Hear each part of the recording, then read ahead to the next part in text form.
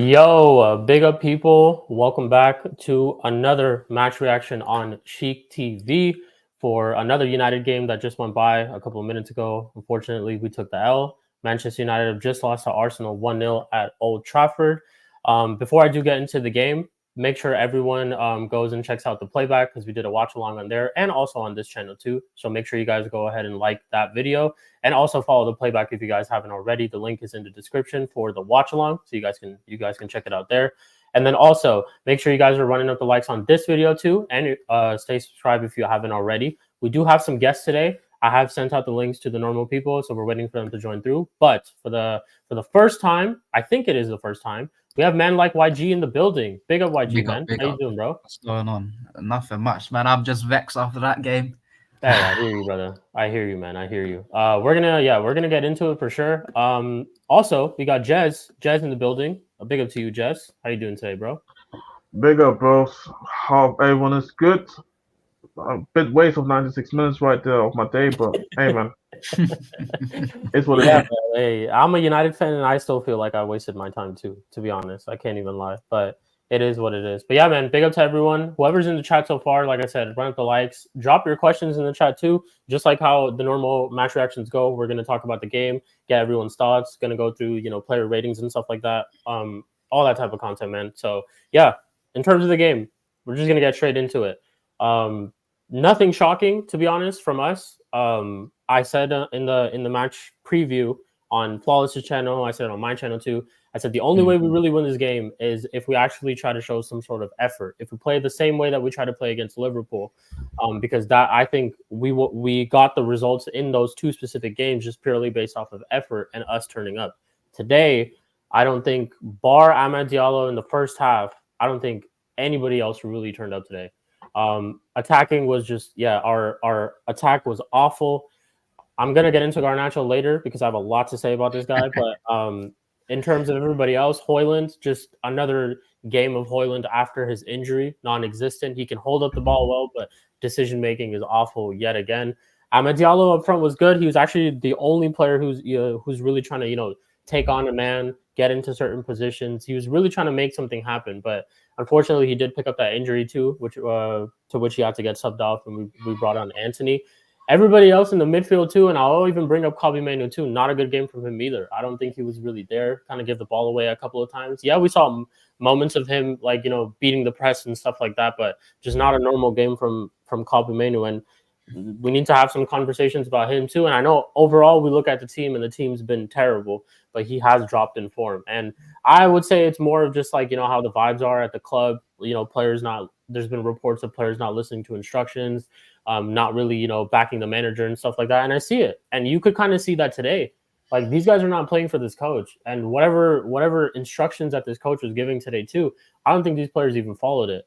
Casemiro, the first goal that Arsenal scored, Casemiro makes a mistake, and I forgot who it was that gave the ball away in that area, but Casemiro just didn't track back, and he could have intercepted it, and it's just a stupid goal from us to give away, to be honest, because bar that, Arsenal didn't really do anything offensively, in my opinion. They were the better team today for sure, but I don't think they created like a lot of clear-cut chances today to put us away. They only did beat us 1-0, and I'm not saying this shamelessly, but this United team is shit. That's what I could tell today. I'm surprised that we didn't get packed because we're absolutely dreadful. But we'll get more into the game. I'm going to get YG's to YG, your thoughts on the game, bro. Let us know. The floor is yours. I'm coming back to that point where you said about the Casemiro. Yeah. He looks like he's lost it. He doesn't want to run for the ball. He jogs there. Where's the concept? Like, yes, was it Wan-Bissaka? Yes, he loses his man, but that's where Casemiro has to pick him up. But why the fuck? How? Why are you jogging for that ball? Shouldn't you be running for it? But bar that, can't really say nothing much. But midfield, we lacked a bit of creativity. We had two defensive mids who are ball-winning midfielders, basically, who do nothing more but fucking just their presence. Scott McTominay, 6'4", fucking motherfucker, just there for his presence, nothing more. Amrabat, I don't think he had the worst of games, but he didn't play amazing. But he did win the ball back a few times, lock it up, but didn't play good enough, not to the standards. Yeah. You needed Mainu, done fuck all, but I felt like he was solely centered to himself. He had no movement. Movement from no one. No one's making good runs. Everyone's so static. No one's pulling the backline apart. They're just being static, letting them be. And that's where we messed up. I feel like we needed instructions. It looked like we were freestyling the first 15 minutes. Yes, they were good all over us, but we got control after we had that Højlund chance. Højlund took that away. Should have scored, man. Should have scored. Should have, would have, could have. It's what it is. First 5 to 10 minutes. Can't say nothing more against that. But we took control of that game, and then we done a United. How the fuck have we given the ball away like that and conceded a goal like that? Yeah. It took us another 10 minutes to get our momentum back in, but then again, we've done fuck all again. Yeah. I just don't get it. We need something more. We need a big 22-man rebuild. This team is not good enough for even Europa League. I don't even say Conference League at this rate. I hear you, man. I hear you. I'm going through some of the stats as well. Our expected goals today was 0.64. Theirs was 1.71. We had around 54% possession. We had a total of 14 shots, 2 on target. They had 11, 5 on target. And I'm looking at these sofa scores too, and I'm going to bring this up in a little bit after we get Jez's thoughts on the game. They've given a bunch of players 7s, and it makes no sense. They've given Casemiro 7.1. They've given Aaron Wan-Bissaka a 7.1. They've given Dalot a 7.6. They've given Garnacho a 7.2. This is crazy. But anyways, I don't believe in these scores. I think he's been terrible on that pitch today, just running at players. Yes, your winger should be losing the ball, but lose it in an area where you're not fucking up the team. Like you're losing it in the box where you can pass it clear. There's clear passing options. You want to take him on. Too many players have been watching Neymar clips before they hop on the game. That's what I think it is. Yeah, you're not that guy. You know what it is? Go on, Jez. Yeah. No, I was saying the reason why he gave them a higher rating because it depends how the app views certain things. For example, like you can still have a bad game, but if you have certain number of dribbles completed, for example, that's how you get that rating higher up for a winger. That's why it gets a good rating. But that's why you go back and watch it with your eyes and I'm like, that dude did fuck all today. Didn't do anything. Like those dribbles, and even when he did pass somebody, what did he do with it? Like one of the dribbles was when he. Oh, we're gonna get into Garnacho later. But one of the dribbles, it's called as completed. So he gets remember the dribble when he goes to the outside, that and gets past wide. I think this counts as a dribble completed. But then it's in the same action, he smashes the cross like he's trying to shoot, and it goes for a throw in for Arsenal. Yeah. You know what I mean? You know what I mean? So it's kind of like, you know what? This is how these football apps rate certain players' performances in certain positions. Yeah. And That's yeah, right. like 100%. And in terms of like the performance, right? Another thing that really pissed me off was just the fact that we were hoofing the ball every single time. Like we tried to go forward, we're just hoofing it. Whether it was Onana, whether it was Casemiro, I seen Casemiro give it away like multiple times, and we're just trying that again and again and again. Even when we switched things up, and I don't know if this is just something the players did or if this was an instruction from the manager, when we started getting more possession in the final third, we just didn't know what to do. We passed the ball to one of our wingers on the right side or on the left side, and then it's just static from there. No movement, no players making overlaps. How many times me and Jez and everybody else was yelling at Wan-Bissaka to make an overlap run, and he just wasn't doing it. And players are just out of position. I remember that another moment, and I've literally talked about this in other match reactions too, and it pisses me off because like there was one chance where I think a player could have squared it to the middle of the box. And who did we have there? Wan-Bissaka. Why is Wan-Bissaka there? And this is what I'm talking about, is like, what are these guys doing in training? What are these guys talking about before a game? What is Ten Hag giving, like, in terms of instructions? What is he giving to these players? Because out there, they look like they're playing like, Ayo, no Diddy pre-pause. It looks like they're playing for the first time together. Like, literally, they're all playing together for the first time. You know, like when you go like PE or some shit, and you got a massive school with a bunch of different classes, and then it's PE for everyone, and you're just playing a soccer game, and you're like a football game, and you're with like random kids from different classes. That's literally just what it felt like. They're out there.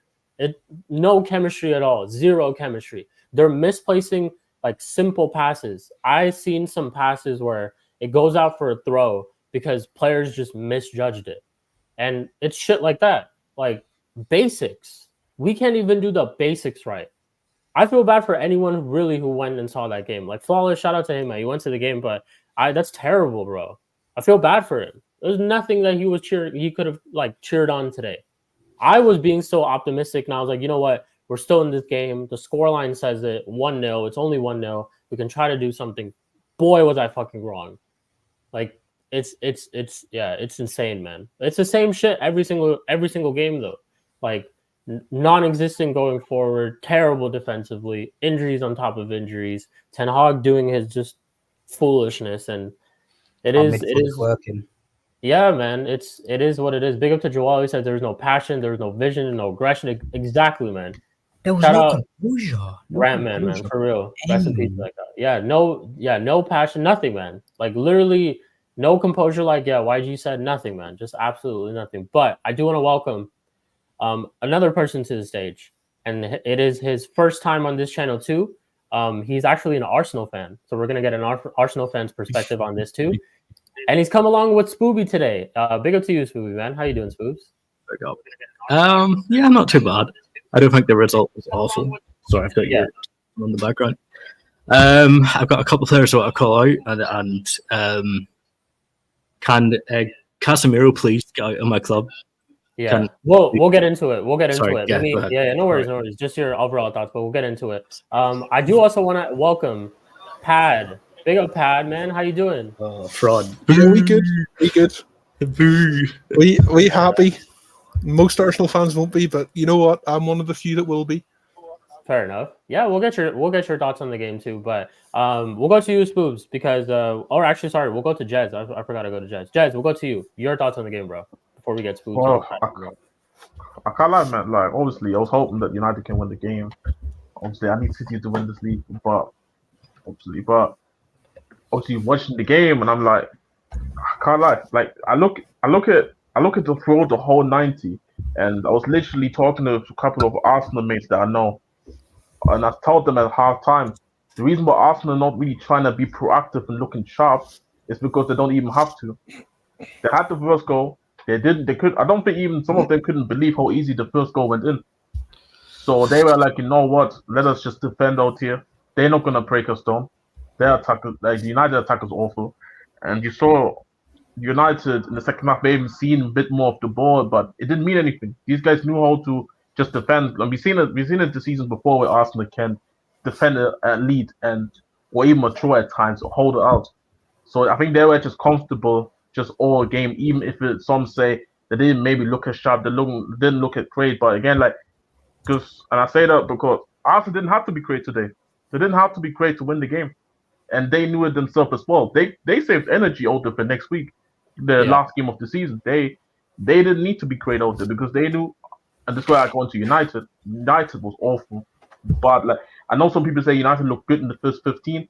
I just thought both teams was just trying to get into. I think Arsenal was just trying to get into the game first, more than United being good. And then once Arsenal showed a little bit of composure, a little bit of kind of like cohesion and link up, and the press was starting to pressing, goal coming immediately. I literally said it on stream when the long kick is gonna happen from Onana, and Arsenal is just gonna win the ball back. That happened. Ball goes out wide to Havertz immediately. Casemiro was completely playing them on side, so there's no offside debate even there. And then Havertz just with the easy, just like Evans just watching him literally getting past him. Havertz didn't have to do anything special, like just get past him, puts the ball in, and obviously Trossard recognizing the run, made the run, and then obviously puts it in for the top end for the winner of the game. But overall, I think for United, it's like we could play this game for another hour and United not scoring today. This whole felt like. I think so too. Yeah, man. It's crazy, man. Spoobs, we'll go to you. Thoughts on the game for you, bro. In terms of result, I can't complain. I just didn't want to get smashed. I want to call it a couple players. Casemiro for that first goal. I don't understand what you're doing there. It's the basics of a fucking defender to hold the fucking line with you of the guys beside you. Why are you strolling back? That I was watching it as well. You sprint back into line. You don't jog. You don't fucking dally. You're like, you sprint back into that line. I don't fucking understand. You can't be arsed. Go to Saudi then. Why are we keeping him around? Get him out. I don't want to see him anymore. Get whatever you have, 15 million, 20 million, 30 million. I don't give a shit. Get him out. I'd rather have Willie Kimbala back there than him. Okay. Next is Højlund. Oh, Højlund. It was like watching Lukaku again. Every time he got the ball, his touch was five yards in front of him. He was getting manhandled by Gabriel and Saliba every time he was close to them. The only thing I said before this game is if you give Arsenal goals, please just don't let it be basic mistakes. I want to see basic defending, and look what we did. That game was close. That game was close. That game was a one mistake from our defense from Casemiro. And then it wasn't even Casemiro. He didn't sprint back for the line. And then when the cross came in, he let Trossard go in front of him. It's basics. That's basics. It annoys the fuck out of me when I see that shit. I'm tired of it. Get the fuck out of my club. You're here for the paycheck. I don't want you here. Please leave. In terms of result, I'm not mad at the result. 1-0. Would I like to see us get something? Yeah.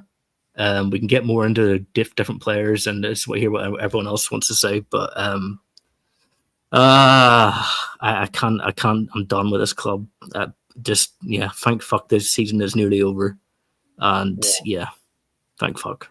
I hear you, man. Hey, listen, guys. If you guys want to see what the club basically is at this moment, this is what Saeed just tweeted. Look at this shit. This is Manchester United Football Club in 2024, man. That's all you guys just need to see. Literally, it's crazy, but hey, it is what it is, man.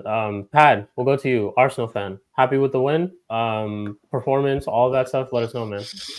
And welcome to you on the channel too for the first time. Big up to you, bro. That's what I was just about to say. Thanks for the invite. Well, invite sort of, it's.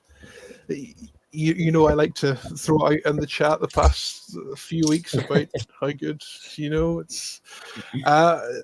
We played absolutely terrible, but as I said before, when we beat Tottenham and played terrible, when you win and you play terrible, that's what champions do. And the only unfortunate thing is you have Man City.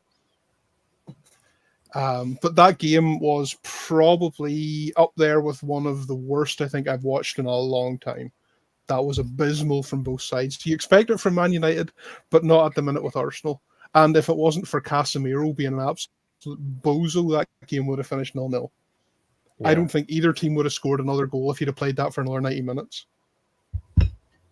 Probably one of the worst football I think I've watched in a long time. Yeah. Fair enough. Yeah, fair enough. Yeah, man. It's we'll get into. Go on. Yeah.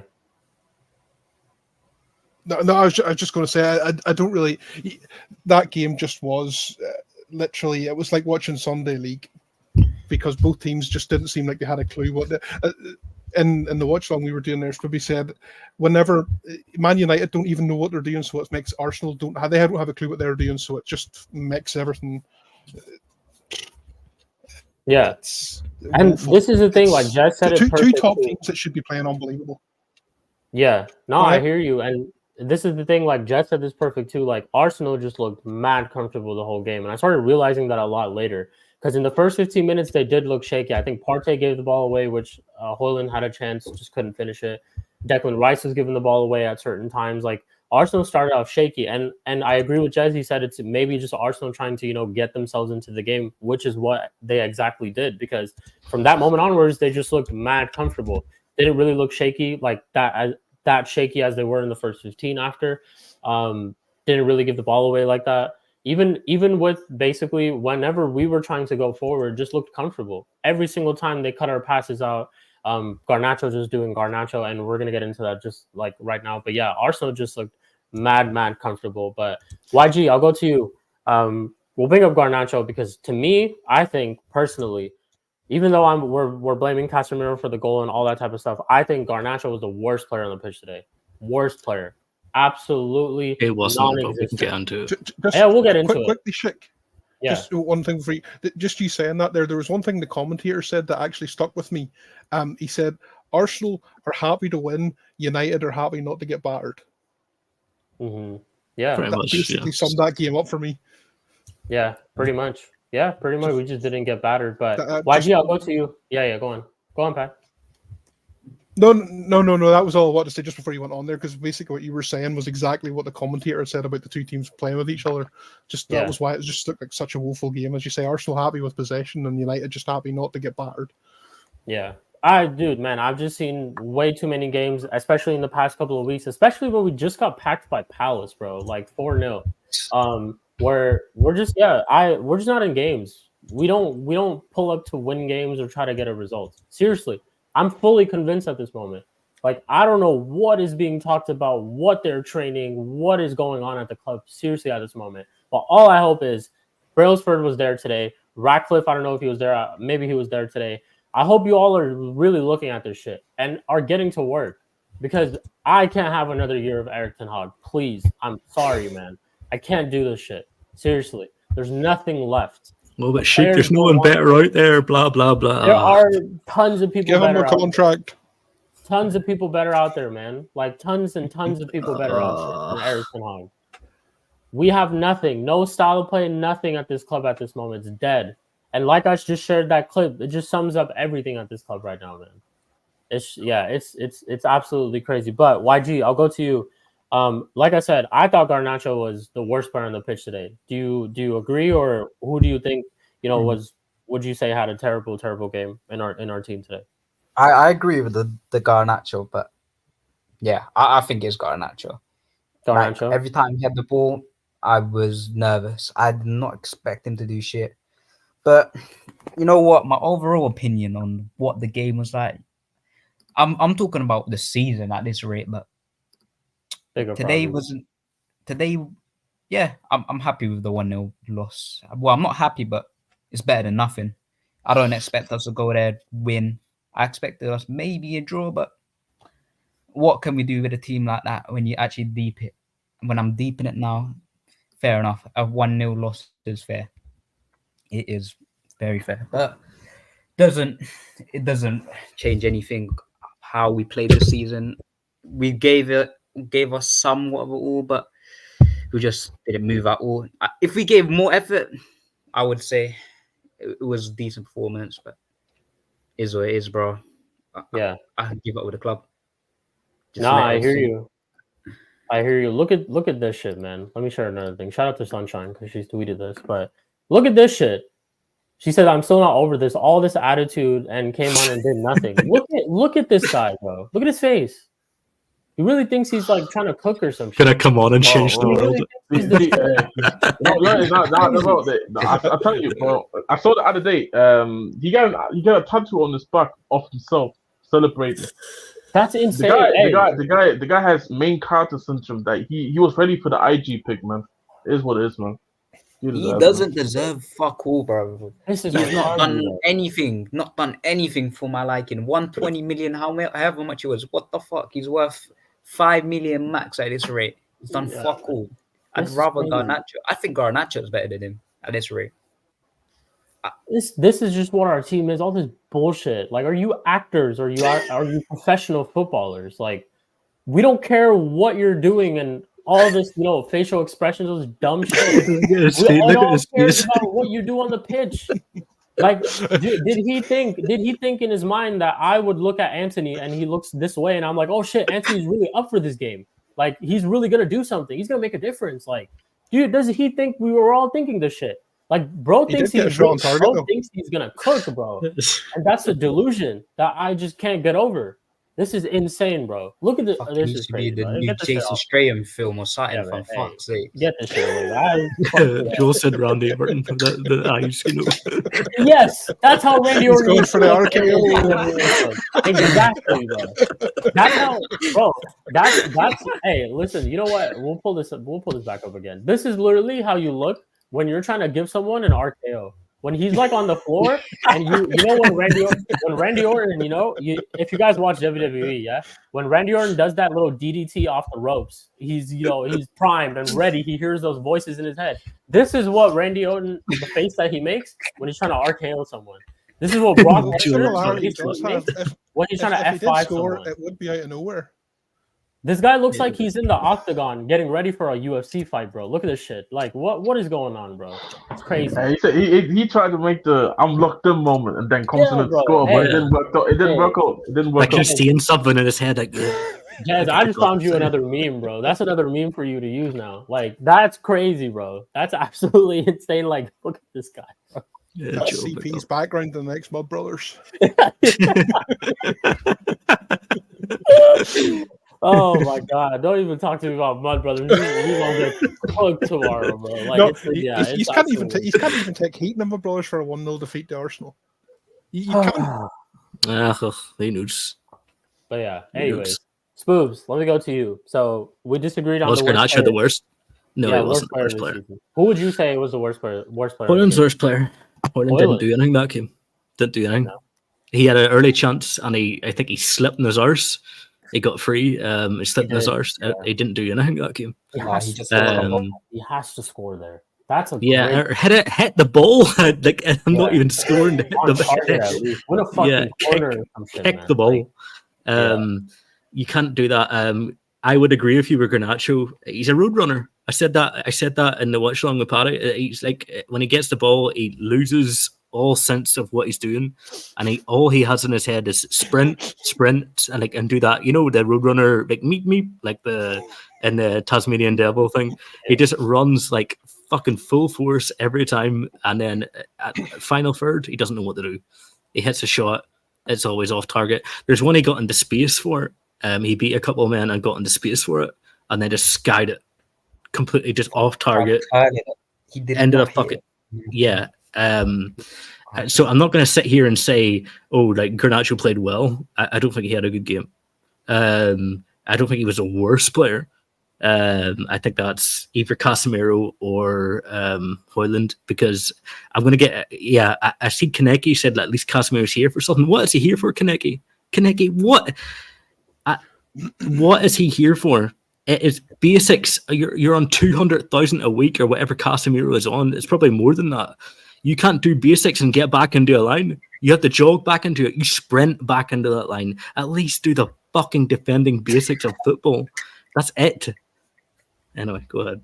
Yeah, Kaneki says, don't disrespect the Roadrunner. He ran for a purpose. That motherfucker is running to show off his CR7 theme underpants. Yeah, man.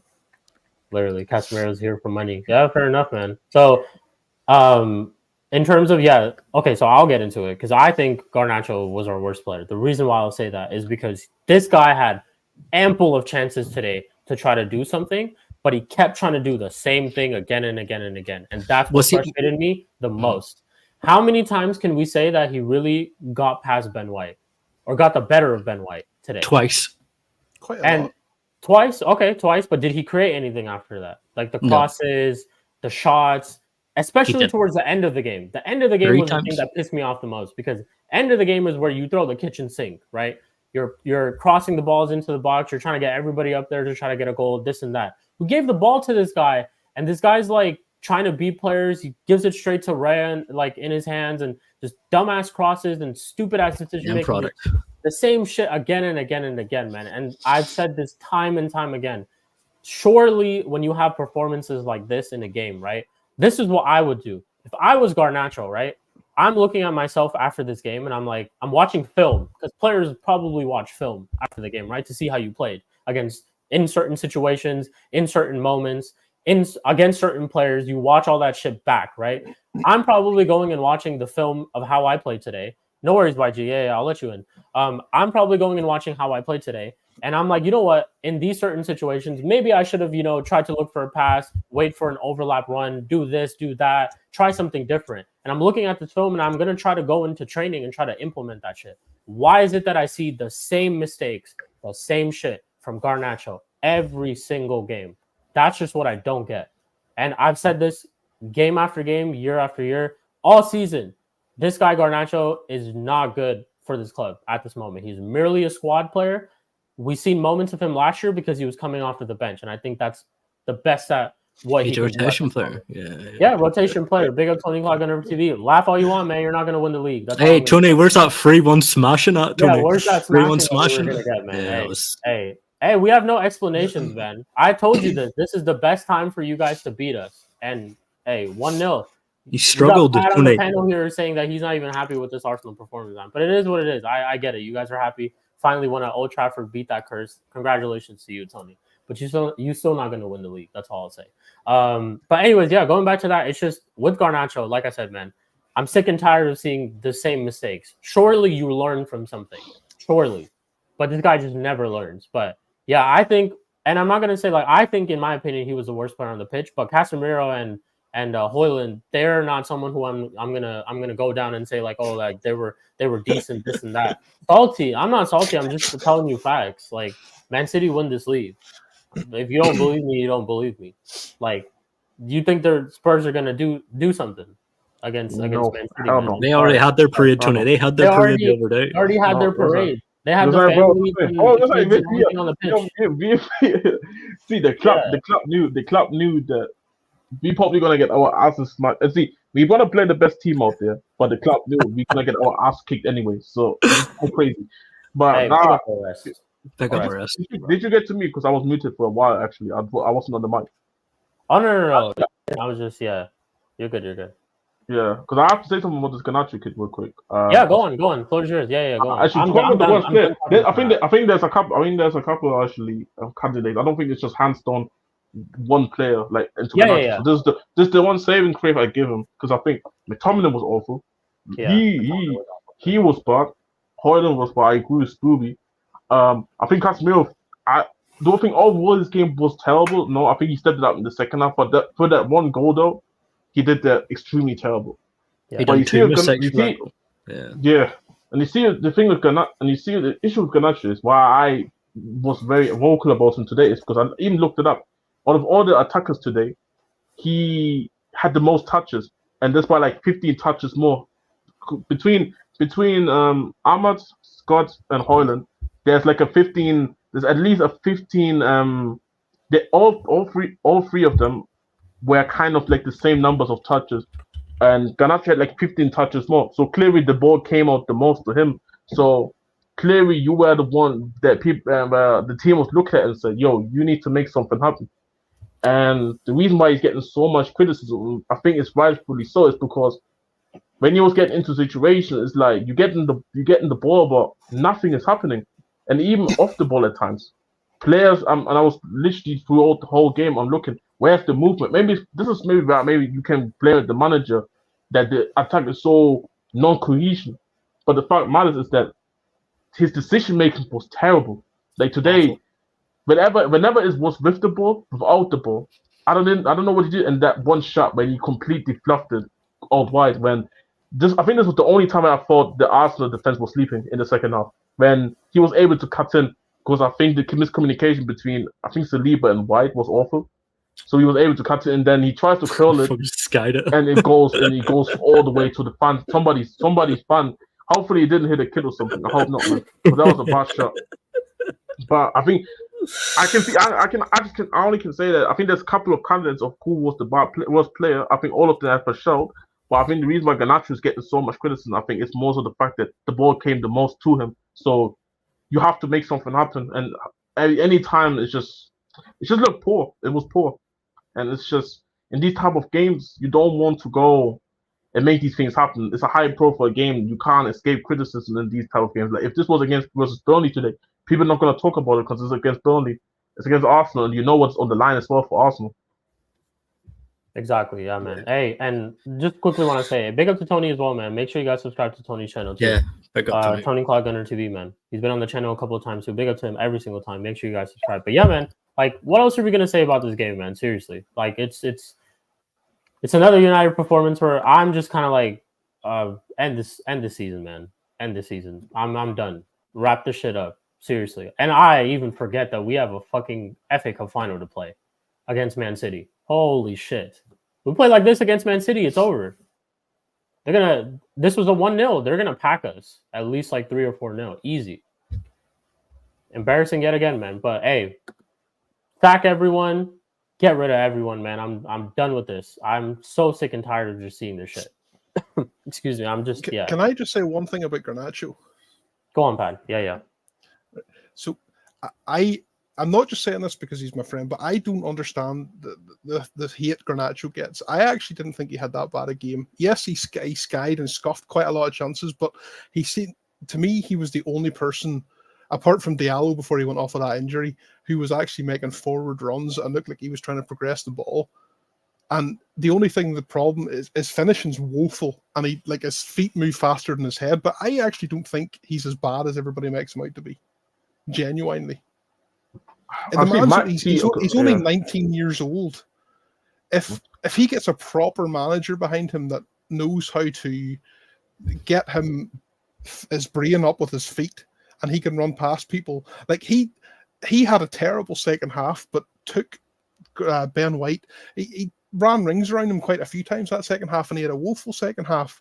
If he had a finishing, like he had one chance there where he cut on the inside and the edge of the box, and it was a terrible shot, now to be fair, but if he had a proper coach that would teach him how to come inside, maybe take that extra touch to get him closer to goal, and then finish that could have easily went in the back of the net. No, yeah. I heard that, like, I'm coming also from like a non-bias because I don't support United, but it's kind of like for me when I look at just Garnacho, I'm like, I agree with that, and I feel like I was literally having this conversation about, because I think as well, Kobe Mano, for example, I think he's also now fallen to this whole thing of not having a coach. So I would be a hypocrite if I were to sit here and say one young kid doesn't deserve the same argument of if he had a better coach and the other doesn't. I think it's just when we look at today's in isolation, it's kind of like, it's a high profile game. It's just where like, you just end up getting criticism. I think another thing as well with Garnacho is because he's been a starter all season. And do I think he's a starting level player for United? No. But because you're a starter, you just end up gonna have this criticism regardless, because it's just you are seen as the starter, not as a squad player. So there's an extra level of expectation that I think United fans have, and I feel like me as an outsider, I look at him as well. You are a starter of this team. Eventually, you have to get it together, and I feel like I think the criticism today was fair in my opinion. And do I think he did a couple of times? Well, like sometimes he actually surprised me when he actually decided to take on White instead of trying to cut in. And I think it took White to surprise at times, to be honest, to be fair to Garnacho. But I think it just still stands at the end that you had a decent amount of the ball today compared to everybody else, and everything went every time when you did have the ball, it never ended up with something positive, I felt like. And I think this is what it comes down to. No, I agree. Yeah. Pat, what I'll say about Garnacho, right, is, and why I've had criticism of him this whole season and specifically this game, is one thing I just want to make clear too is like I know where this team is, and I know, and I'm not trying to single out players today. The overall problem is the team itself and the coach and all that type of stuff, right? And everyone is just collective. But the reason why I get on Garnacho so much is because I see a lot of games where he doesn't even get the simple basics right. And that's what pisses me off. I can see a player like Kobe Manu, who is his age, who gets the basics right. You can see fundamentals in his play. You can see all those type of things in his play. I just don't see that with him. And I bring this back to the same point that I was making earlier, is that he doesn't try to help himself.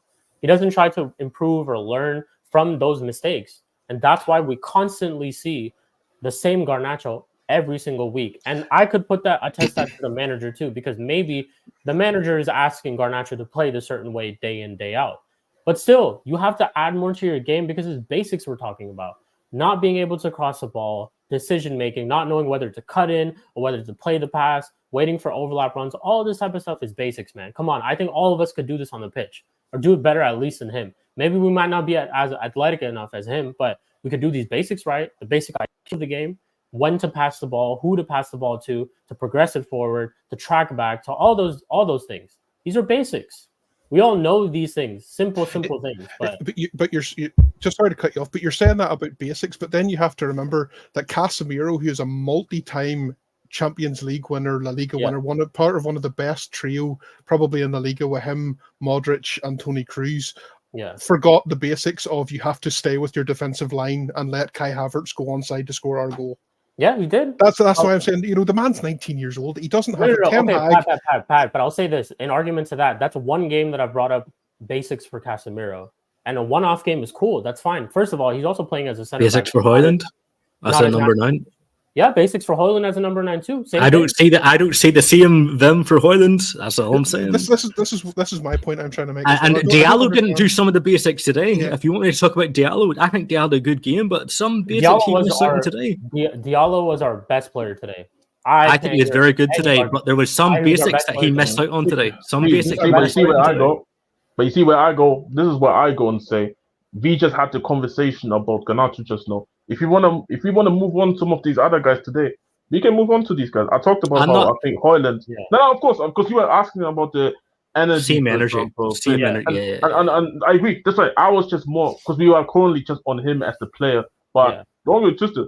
I think the whole attack was actually meaty. I think I even include Diallo in some certain effect. Maybe it's a bit different. Maybe because I think the difference between all three of them is that he was a bit more tidy with the ball, in my opinion. But the overall fact is that all three of them, including maybe McTominay, which is the fourth attacker, none of them impacted the attacking play in the final third to even one degree where Arsenal needed to be worried.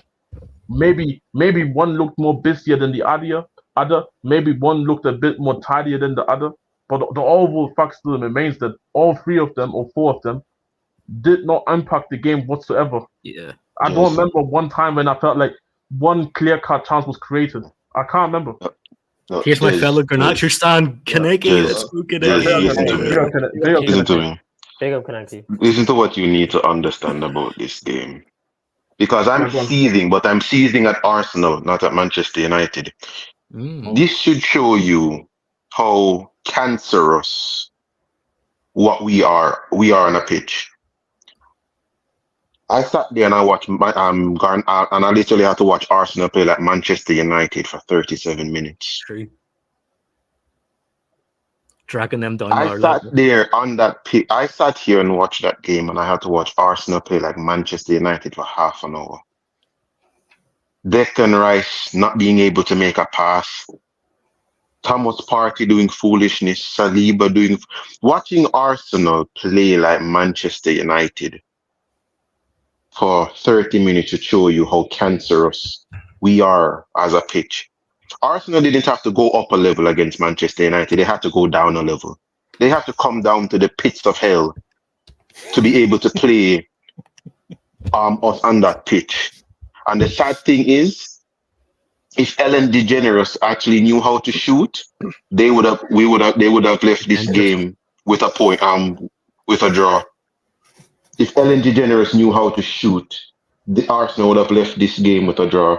and I would have literally have come on here and disrespected Arsenal for falling down to the pits of hell to play Man United type football. Are you fucking stupid? Kaneki, that's what we were saying on the watch song. We're so shit and so confusing to play. Arsenal didn't know what to fucking do. We are shit that we bring.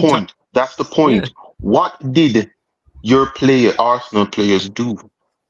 These men were on the pitch and wondering what formation is this? What formation is a 1-2? Is a 1-2-2-1-3? What is this? You can't prepare for 10 high ball. I think at one point I saw like a 1-5. No, so not 1-5. I saw a 5-1 build up or some shit. Like I couldn't believe what I was watching. Yeah. Arsenal came to Old Trafford expecting to play a structured game, but instead this looked like Year 11 versus the special needs team versus the special league academy players. Oh my God, this looks like Arsenal versus a team full of special need players. Seriously, man. Never use Garnacho's age for anything in front of me. Never ever use his age. I don't give a shit if he's 19. I will. This MFer has a child. If you are able to go to big man prison, you're able to take big man criticism. I don't give a shit about your age. You have a child and you're playing like that. You can criticize. I've seen lesbians with better ball control than this guy. That's crazy. That's crazy. Can you put the sign up? You're like a crazy man.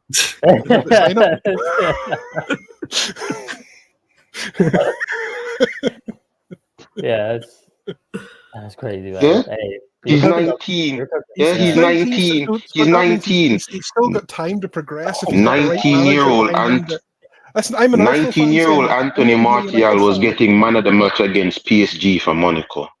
Yeah, but Martial 19-year-old clause in his contract. And look, that worked quite well, right? All right. And yeah, look at Martial. I'm showing you the difference. Yeah, you want to know why? You can thank the cancerous growth that is Manchester United. Anything that comes here that's good dies. Yeah. Think about it. The players. Correct me if I'm wrong. The players that made everyone look good are the players that died at this club. Yeah. Juan Mata died. Memphis Depay died. Martial died. Paul Pogba died. Would you say Depay was good at United? He was. Was he? Because he was the one that brought. I still think he's a decent player. Yeah, very decent player. Can I ask Kaneki, do you think Diallo had a good game today? If Diallo had a good game, Diallo was our best defender, midfielder, and attacker. I said it. I said Diallo was our best player. You want to know why? The chance that he had. I want to get at him for it because he's an international player. Where he ran straight through against Arsenal, and Diallo was free on the left, on the right. If he passes to Diallo, it's a different game. But I'm not going to really go at him for that because he had his head down. I'm arguing with Diego Delo for that. The chance where he was going straight through and Tomiyasu was not paying attention to Diallo. You know the chance I'm talking about. Tomiyasu was not paying attention. He was ball watching. Diallo was free. If Diego Delo, if that was Robertson plays it. Robertson sees that pass. Everyone else sees that pass. Even Ben White would have seen that pass. Diego Delo didn't. I'll go at him for that. I'll go at him for that. But the thing is, I'm not going to go at the only player on that pitch that still believed we could get something from this. When I told you that Casemiro is playing for something, I meant it. At least he's here for money. What the fuck is McTominay here for? What is he here for?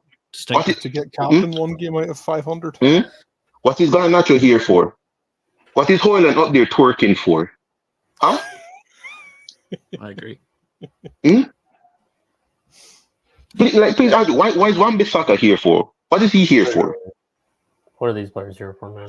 You want to know the joke? The players that everyone says are here for money are the players I don't have a problem with. Pogba was here for money, but you want to know what I could tell you? On that pitch, he's the only, he would use magic. Magic. You just see him just drop a shoulder and just ghost players and just create a chance out of nothing. The players that were here for money plays more for this club because they're paying to get played. They're playing to get paid.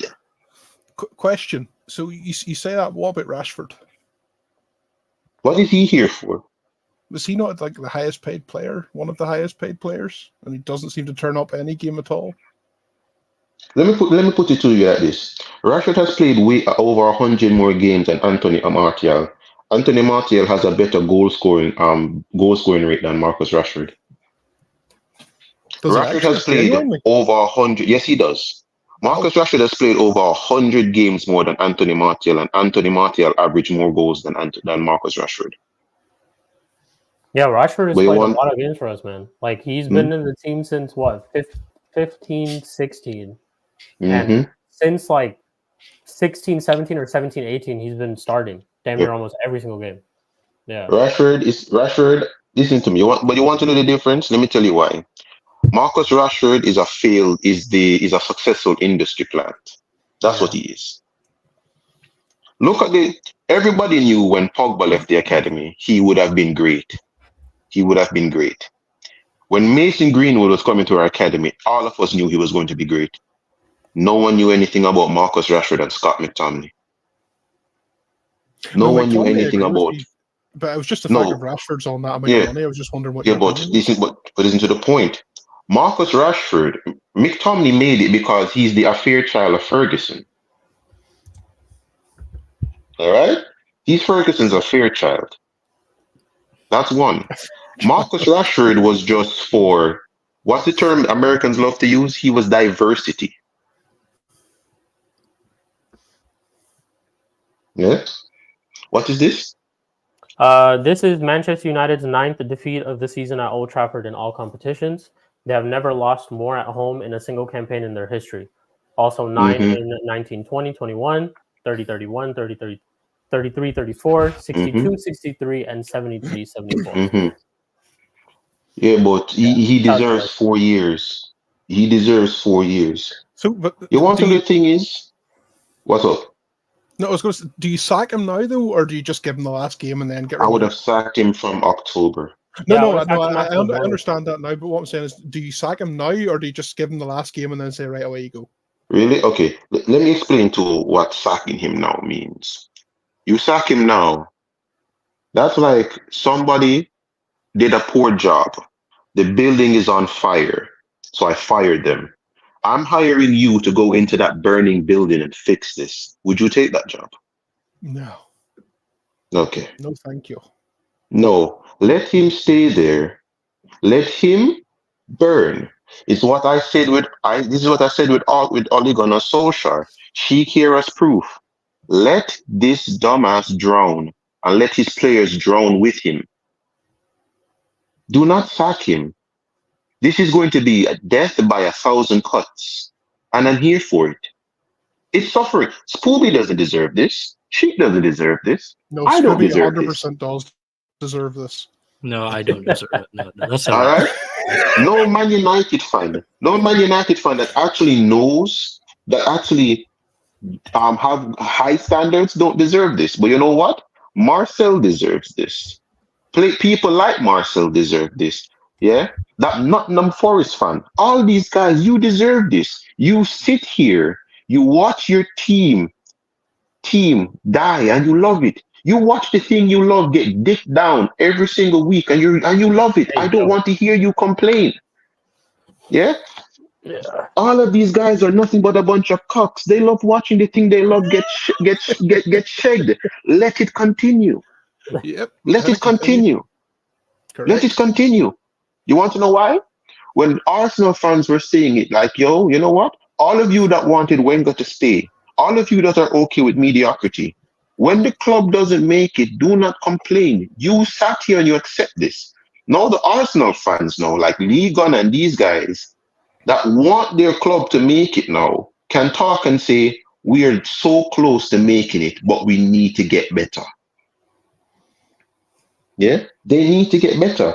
I'm looking at Manchester United fans that told me that Pogba was the problem, and I watched Man United replace Pogba with Mason Mount. And Bruno Fernandes. Hmm? And Bruno Fernandes too. Crazy, man. No. But the thing is, with all of these, you want to know what pisses me off the most? What pisses me off the most? This club and this fan base has the most fucking statmans out of every single club in the world. We have the most degenerate statman based fan base ever. Every single retard with a computer is a statman. I like it. You say how it is. Yeah, man. It's the truth. Every single person. Do you know how sickening it is? Garnacho had this much completed this much dribbles. His expected dribbles per 90, his expected take-ons per 90, expected this, I expect him to play good on a pitch and he's not doing it. Expected means nothing when you don't get wins. Do you know what it sounds like when I used to hear Arsenal fans trying to explain why signing Willian was a good thing? I never said that ever. No, not you. I'm just saying it. Every single thing I'm about it. I'm just not including myself in that Arsenal fan base. Every single time. Expected this, expected that, rib, bib, lib, flib, skib, every single thing. Oh, how did they play on the pitch? Trash, but based on sofa score, let me just bring up something to you guys. Did you know that Bruno Fernandes has how to get stats down to the science? Yannick Bolasie made me know this. He knows what to do to get a 7.5 or 8 rating on sofa score. He knows exactly what to do to get a high rating on sofa score. Did you guys know this? Get a couple of completed passes. Yeah. He knows exactly what to do, how many runs to make per minute to get a 7.5 rating on sofa score. Bruno knows how to do that. Not how to play good, but he knows how to get a green rating on sofa score. Hey, wait till I show you guys the sofa score ratings of this game today. You guys will be shocked. If anyone has, I can't believe Diego Delo should be the only player on that pitch with a 6 rating, and that's being kind. He should be he's the second highest rated player on that pitch should be Amad Diallo with at least a 5.8. Wait till you see Casemiro's. No, look, this is the thing with Casemiro. I watched that dude get slapped 5-0 by Barcelona. Yeah? And he never looked anything like this. I watched Casemiro get knocked out of the Champions League and he never looked like this. Basics, Kaneki. It's basics, man. You can't know the basics and play for Manchester United. No, you know this. Don't use that excuse, Kaneki. Come on. It's basics, man. They keep a back four line as basics, Scooby, it's basics. You can't know the basics and play for Manchester United. That means you are not Man United quality. You're not supposed to know the basics. You're supposed to play dumbass football.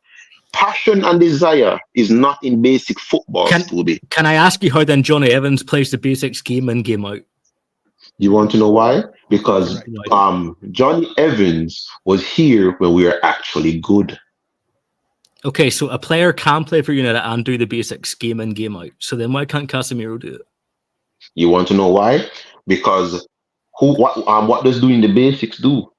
When he was in our midfield doing the basics, everyone around him was doing foolishness. Casemiro doing the basics here. Let me show you. How to keep a basic high arm line. He's not a centre back. How to properly keep mark a player. He's not a centre back. How to keep your back four in shape. He's not a centre back. You realize all the basics here on how to be a centre back. Casemiro don't tick none of it. Why does he not tick any of it? Because he's not a centre back. But you have Ferguson's grandchild up there that's played centre back his whole career at Scotland, and you're playing him in the midfield and putting Casemiro, our best midfielder, at centre back. That makes sense, right, Fubi?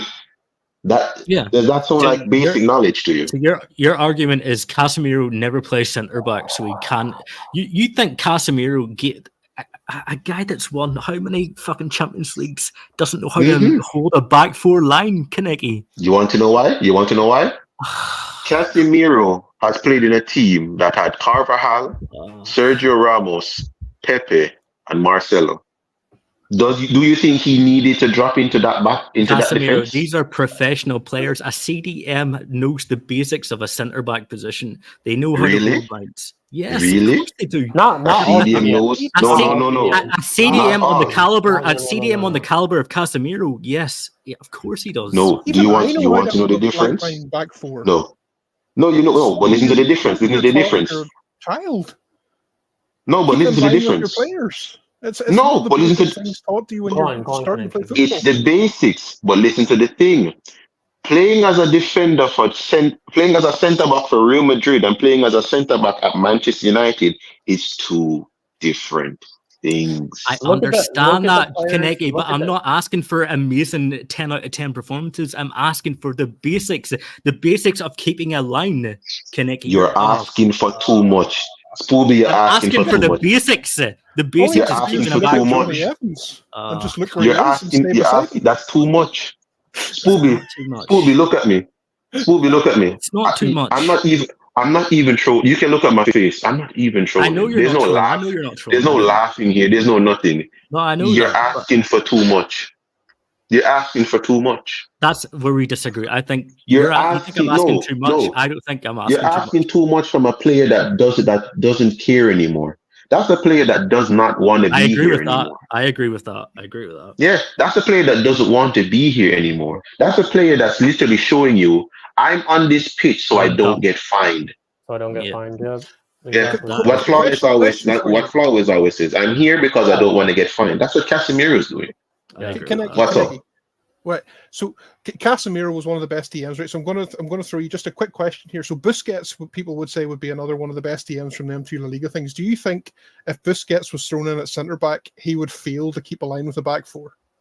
At Manchester United? Yes. Yes, he would. Yes, he would. Yes, he would. Yeah. At Manchester United, he would. But Johnny Evans, come on. No. Johnny Evans is a defender, Spoobs. He's a center I don't back. care. He's it's a basic of being a fucking football player. Spoobie. The point, what I'm trying to get to you is this. Busquets at centre back at Barcelona. He's playing in a team that keeps the ball and hides everyone's weaknesses. You wouldn't be able to get at Busquets at centre back at Barcelona.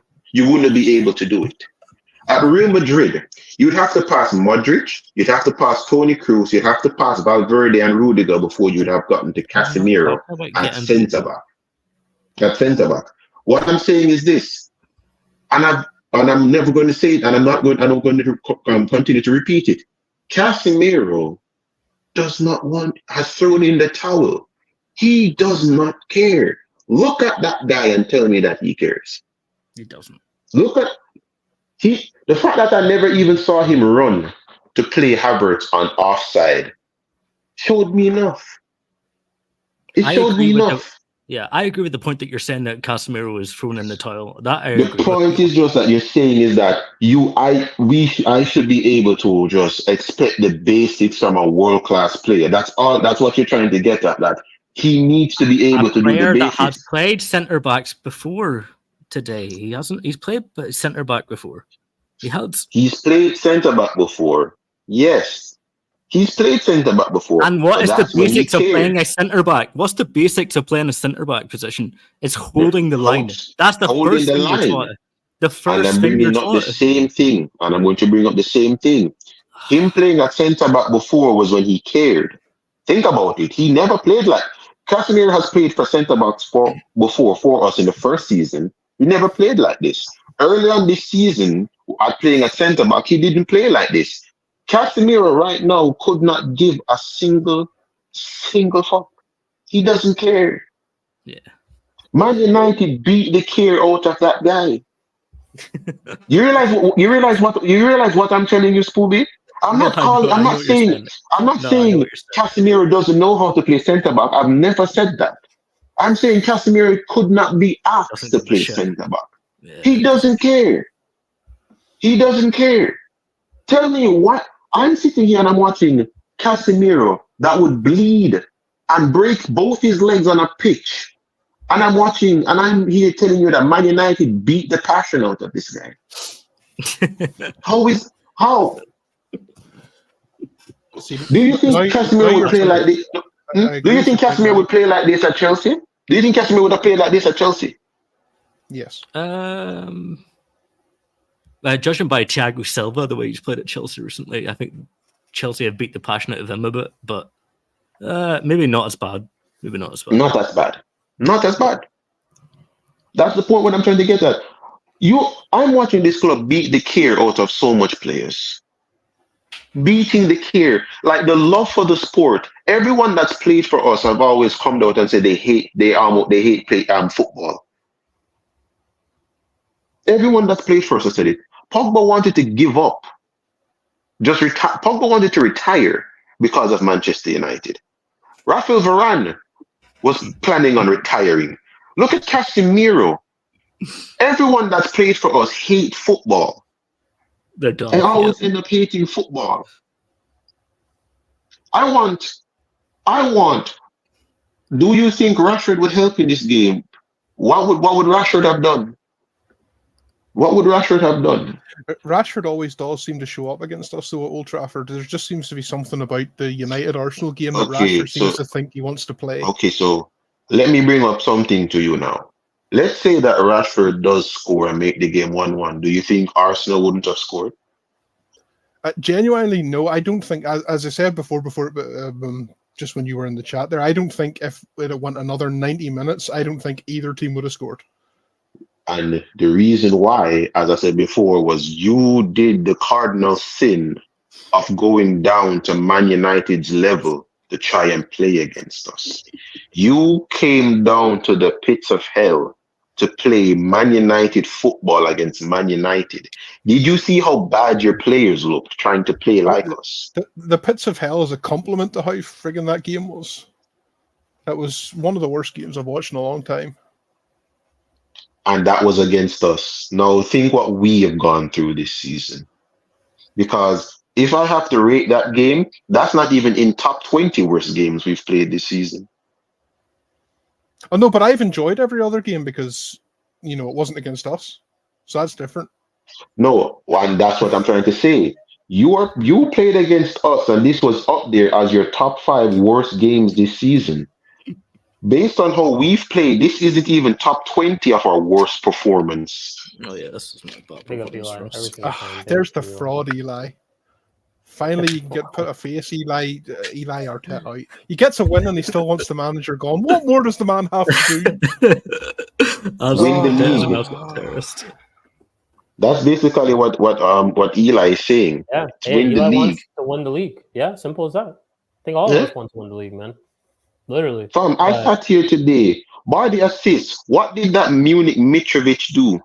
Yeah, what did he do? Hang on. Are we talking about Havertz?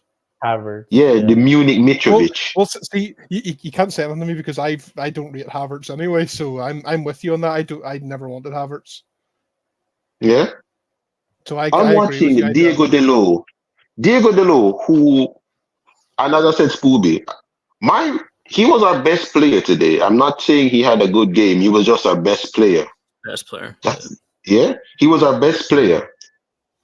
And Nando Sauce was struggling against him to the point he started. If you're going to limp against Diego Delo, I'm going to lose. I lose a lot of respect for that guy. Why are you limping against Diego Delo? Do you know how bad Diego Delo is at defending? And you're limping against him. Yeah, it's crazy, man. Are you stupid? Yeah? Then you have freaking Ghosterguard. Really? You're ghosting against what? Amrabat and Kobe Mino. You're ghosting against that midfield. I think Amrabat had a very good game. He was probably one of your best players this game. I liked Amrabat that game, but being told to stay one place and not let Odegaard pass you is not hard to do. Yeah, he was Well, put on there but for a then specific why is it reason. so hard for Casemiro to keep in line with his back four? You want to know why? Because he couldn't be asked. Okay, sorry, I must have missed that bit when I was away there. Yeah, okay, I completely agree. Yeah, Casemiro does not look interested at all. I agree with you there completely. That Spoovy's here. That's all I've been trying to get to Spoovy. Casemiro does not care. Okay, I missed that. I missed that. I bit have completely, and I apologize. That man has that man has more Champions League than Manchester United. He has the second most Champions League in the entire Premier League. He just wants one That more guy does payday and not then off to Saudi. He's not even off the Saudi. That man can just go to Bayern Munich. Go to Bayern. Go to Inter Milan. Spend 2 more years and then leave. That would Quick be question. Quick question to Kaneki and Spoobs. Would you guys keep Casemiro for next season? No. It's not. It's just, And do what? Who am I going to play around him? Who am I going to play around him? What? McTominay. You want me to continue to play Casemiro in a midfield that contains McTominay? Fair enough. Fair enough. I would get rid of Casemiro. Look. I'm getting rid of Casemiro for his own good. You don't deserve this. You don't deserve this. Yeah, fair enough. I personally don't want. If I'm telling you right now, the players at Man United I would keep, it would literally be Diallo, Sancho, Varane, and Casemiro. Those are the only 4 I'd keep. Well, Kobe Mino. Yeah, Kobe Mino, Diallo, Casemiro. Sancho. You want to know why? I keep Casemiro as well. No. To be fair, and I'll tell you why. Spook. I'll tell you as well. No, I'll tell you why. Spook. I'm going to give you my reasoning. I don't, because you know I do not chat shit. The reason why I'm going to keep Casemiro is just this. Because I know if we can just put 2 midfielders that think around him, he wouldn't look that bad. He wouldn't look that bad. That's just it. I'm not knocking on his ability. I just think he's finished. It doesn't. Care. No. And that's the reason why. That's the reason why I say I'd keep him, but if not, I'm not really that fussed with him leaving. I'm not really fussed with Casemiro leaving. Yeah, I watched us replace Bruno Pogba with freaking Mount. You think I'd be surprised if Man United replaced freaking Casemiro with Shane Longstaff? Yeah. No, it's bad enough. I'm already hearing that we're linked with what's his name, Southgate. Yeah. Is it just because I want to spite everyone, every single person, every single one of these glazier sexuals out there in this Man United fan base? I want us to get Southgate. Who do you want as manager? Kanegi. Who I want as manager? I want it's between Hoynes from Stuttgart or Almerim.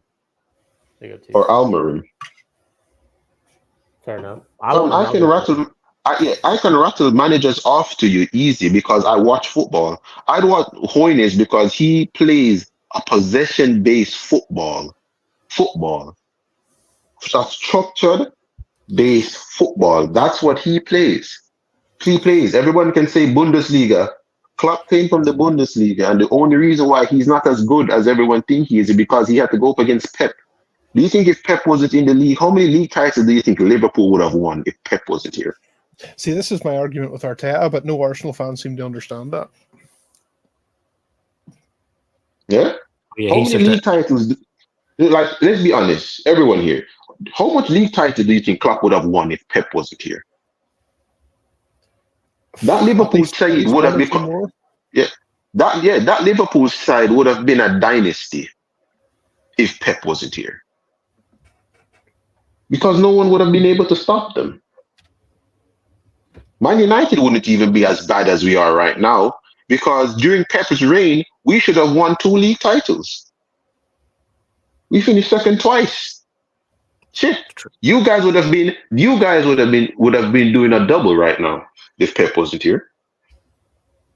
Back to back. Think about that. This would have been your back-to-back titles if Pep wasn't here. Yep. Yeah, But that's my point. But that's the point what I'm trying to get at right now. A Man United fan, I'm not really fussed if no one comes back, if no one stays. Sancho needs to think about himself. Don't come back. Amad Diallo needs to burn his contract and dip. Amrabat, I'm sorry, Amrabat, go back and rebuild your career because it died here. Yeah? All the class players, every single world-class player at Manchester United need to leave. Every single world-class player at this club need to leave. Leave the shit here. Yeah? I want to see a team with Patrick Bamford up top. I want to see Man United spend 200 million for Patrick Bamford. Yeah? That's what I want to see I us don't know if do. you're actually Yeah? joking or if you're being deadly serious or not. Yeah? Yes. Since we want Gareth Southgate, I can build the perfect Gareth Southgate. So in goal, we can spend 70 million and go get Pickford. Pickford, Yeah? yes. I was literally going to say Yeah? Pickford. Yeah. Let's get Pickford, yeah? Wan-Bissaka can stay. Yeah. Wan-Bissaka can stay. Yeah, That means we Harry have Maguire's staying then. Yeah, no, that's the perfect centre back for Southgate. We have him. O'Brien. We have him. No, we need to go and spend 90 million for Connor Cody. Yeah, we need to spend 90 million for Connor Cody. Yeah, we need to spend 100 million for Calvin Phillips. That's what we need to do. Yeah, no, I'm getting to Calvin Phillips. Yeah, we need to go to Newcastle. Henderson back. Henderson. Yes, no, Henderson wouldn't play for Man United. Henderson wouldn't play for Man United. No, yeah, left back. I'm sure he would if he was offered 350,000 a week. He played for Southgate. No. That's what I'll give to Henderson. Yeah. He played for Southgate. All right. Southgate's at United. I think he's more loyal to Liverpool than Southgate. That's the only reason. All right. Yeah. Left back, Luke Shaw can stay, and we can give Chelsea 50 million for Chilwell. Yeah.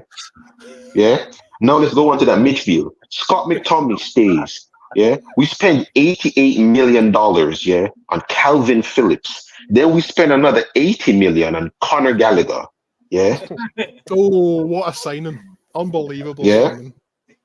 And then to finish it off, we can go. We have Marcus Rashford on one wing. Yeah. Yep. On the right, we could either spend $120 million for fucking Bowen. Yeah. No. We can go Sancho. for Jared Bowen's good. Though.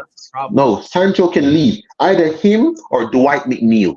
Dwight McNeil. There you go. Yeah. And then spend 120 million for him. Yeah. No Henderson. And then we can go and spend 70 million for Shane Longstaff. We can buy both him and his brother. Yeah. Sean and Maddie. This is nasty work, Kaneki. This is some nasty work on your part. Yeah. When we spend $200 million, when we spend $250 million on Patrick Bamford, you want to know what we can do after that? We can then spend $70 million on Chris Wood. Hey, you know what though? You cooking right now. I'm sure a lot of fans would actually eat that up. I'm sure a lot of our fans would actually eat that up. No, it would. You know what? Manchester United fans from Manchester, they would love this. That's a proper team. That team got blood and guts and people that run and play for that badge. Yeah. That team got desire. That team got everything. God, there's the English core. You know. They have the British core. British core, this and that, all this bullshit that these guys love to say all the fucking time, like every single time, bro. But you know what's funny to me too about that British core thing? If you look at the top 3 clubs, like what is their British core? Ask yourself, what's their British core? Real Madrid don't even have a Spanish freaking core. Real Madrid's goalkeeper is Belgian. Real Madrid. Like think about it. Real Madrid's best goalkeeper is Belgian. Their best centre back is German. Their best midfielder is from Uruguay. Yeah, their best attacker is Brazilian. Let's look at City. Let's look at Man. Let's look at Man City. Yeah, so I think there's Foden, Stones, Walker, Grealish. Yeah. Okay, but can we say like I could say Foden is an integral part. I would say Walker. Ruben Diaz is more of an integral part than Stones is. And there's one player for City that's in the spine. the core of their team. Their goalkeeper is Brazilian. Their best defender is English. That's John Stones. Their best defender is John Stones. Their best midfielder is Rodri. Yeah. Spanish. Yeah. In City's fine, their best player, there's only one English player. Yeah. Liverpool. Same for the only team I think that has a strong, almost British core is Arsenal, and that's just because of Saka and Declan Rice. And Ben White. Yeah, look at Liverpool's. What's Liverpool's? Yeah, I'd give honestly this season. I'll give Ben White more credit than Saka. I'll give Ben White more credit than Saka. No, I'm just saying attacking wise because you have goalkeeper, defense, goalkeeper, defense, midfield, attacker. That's why I'm saying it. We don't even have a goalkeeper anymore. Our goalkeeper's Spanish now. Yeah. Oh yeah, you have David. You guys have David De Raya. I keep forgetting you have David De Raya. It's an absolute fraud. Respect to Haya. It's just every single time. You want to know what's the sad thing, Eddie? I'm more pissed at how Arsenal played against us than Man United. Like these guys are here. I'm more angry at Arsenal than I am at Man United.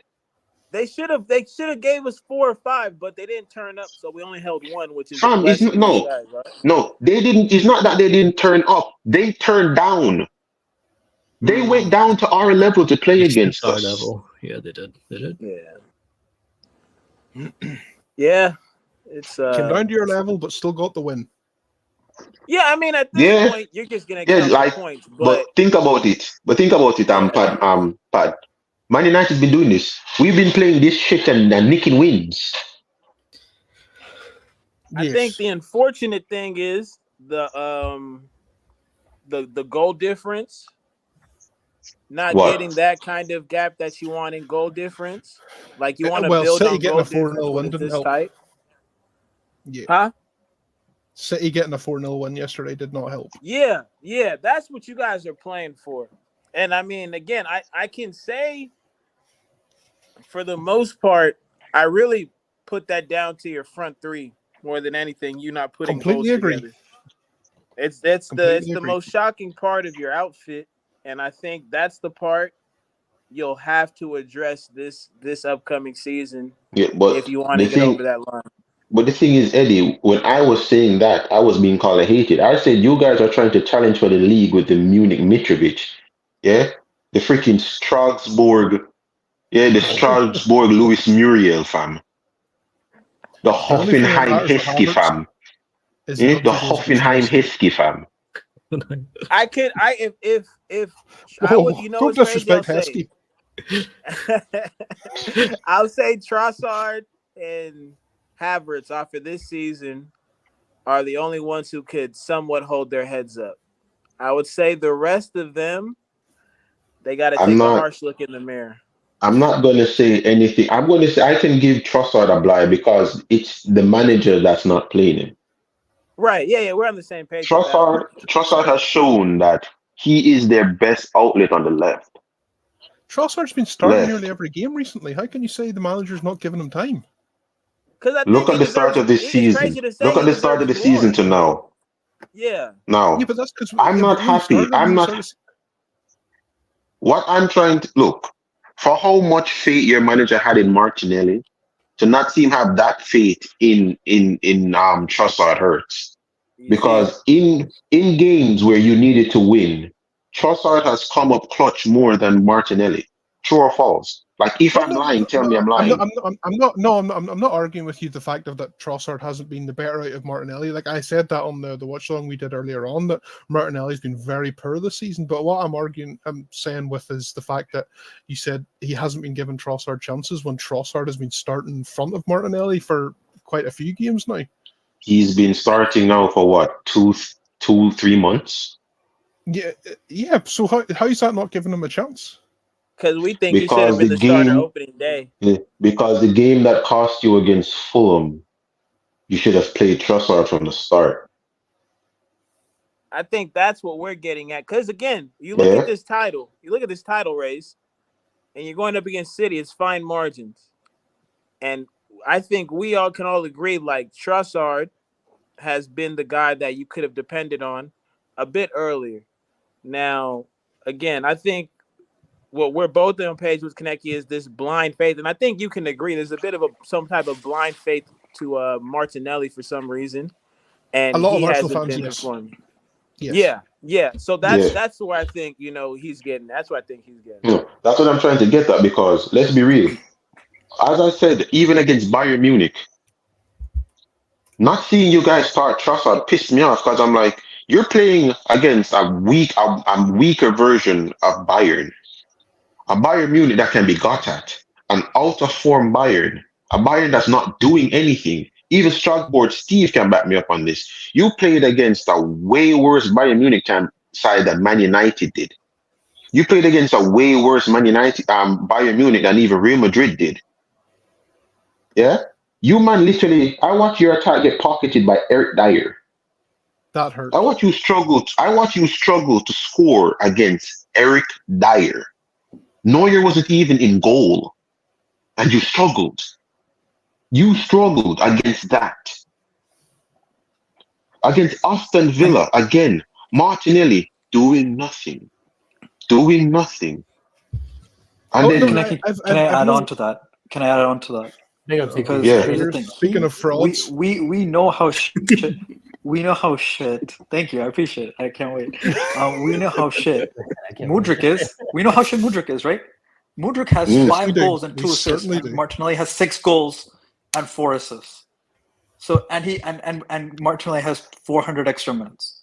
True. So that's the blind faith we're talking about. If you're having the same GNA stats as Mikhailo Mudryk, there's a problem. And the guy who's subbed on and banging in are goals, you underwater? and then you're starting him. Nobody's Yeah, here to hear because- Mudryk stats. Nobody's here for that. So go on with that. I understand that. We're actually Hey, here hold to on. hear Enzo But that's Fernandez. just- Yeah, but that's just We're it. not hey, listen, hold up. 1 second. I'm looking at- Rice though. Still better than We're Rice not though. doing this, bro. We're not doing this Enzo shit. I'm just saying this. We can do Enzo tomorrow. I don't even want to do this tomorrow.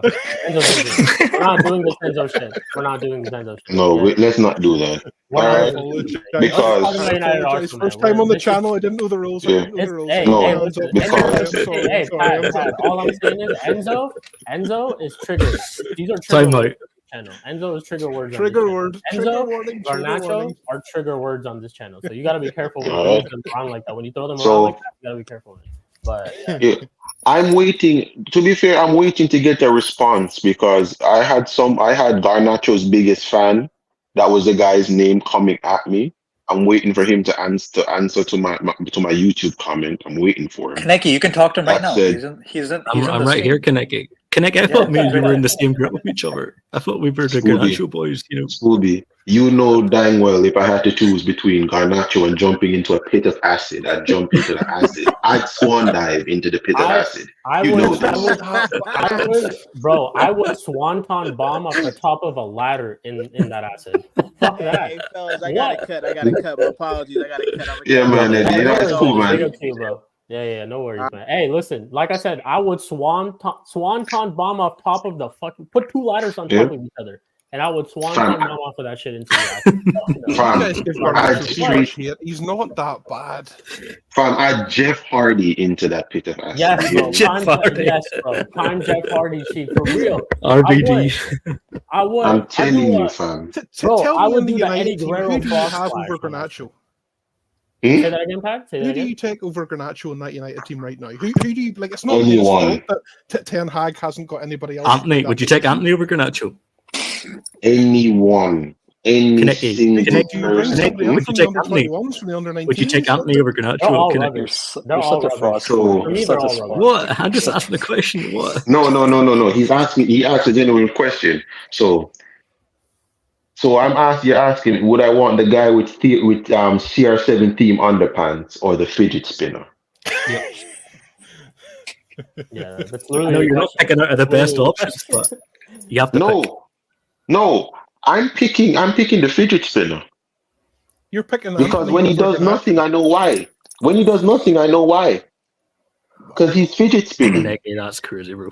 That's opinion. coming from an Arsenal fan. That's nuts. Let me see someone. I need you to be on the ball and do something. When he's on the ball, he's spinning. I don't need a player that's going to get the ball, stop, and show people his Anthony underpants. has literally done nothing, bro. Come on, don't do this. Anthony has done nothing. Fam, he's done nothing. You realize I'm not fighting you against Anthony? As much as I'm like Garnacho, at least Garnacho can score and assist. How about that?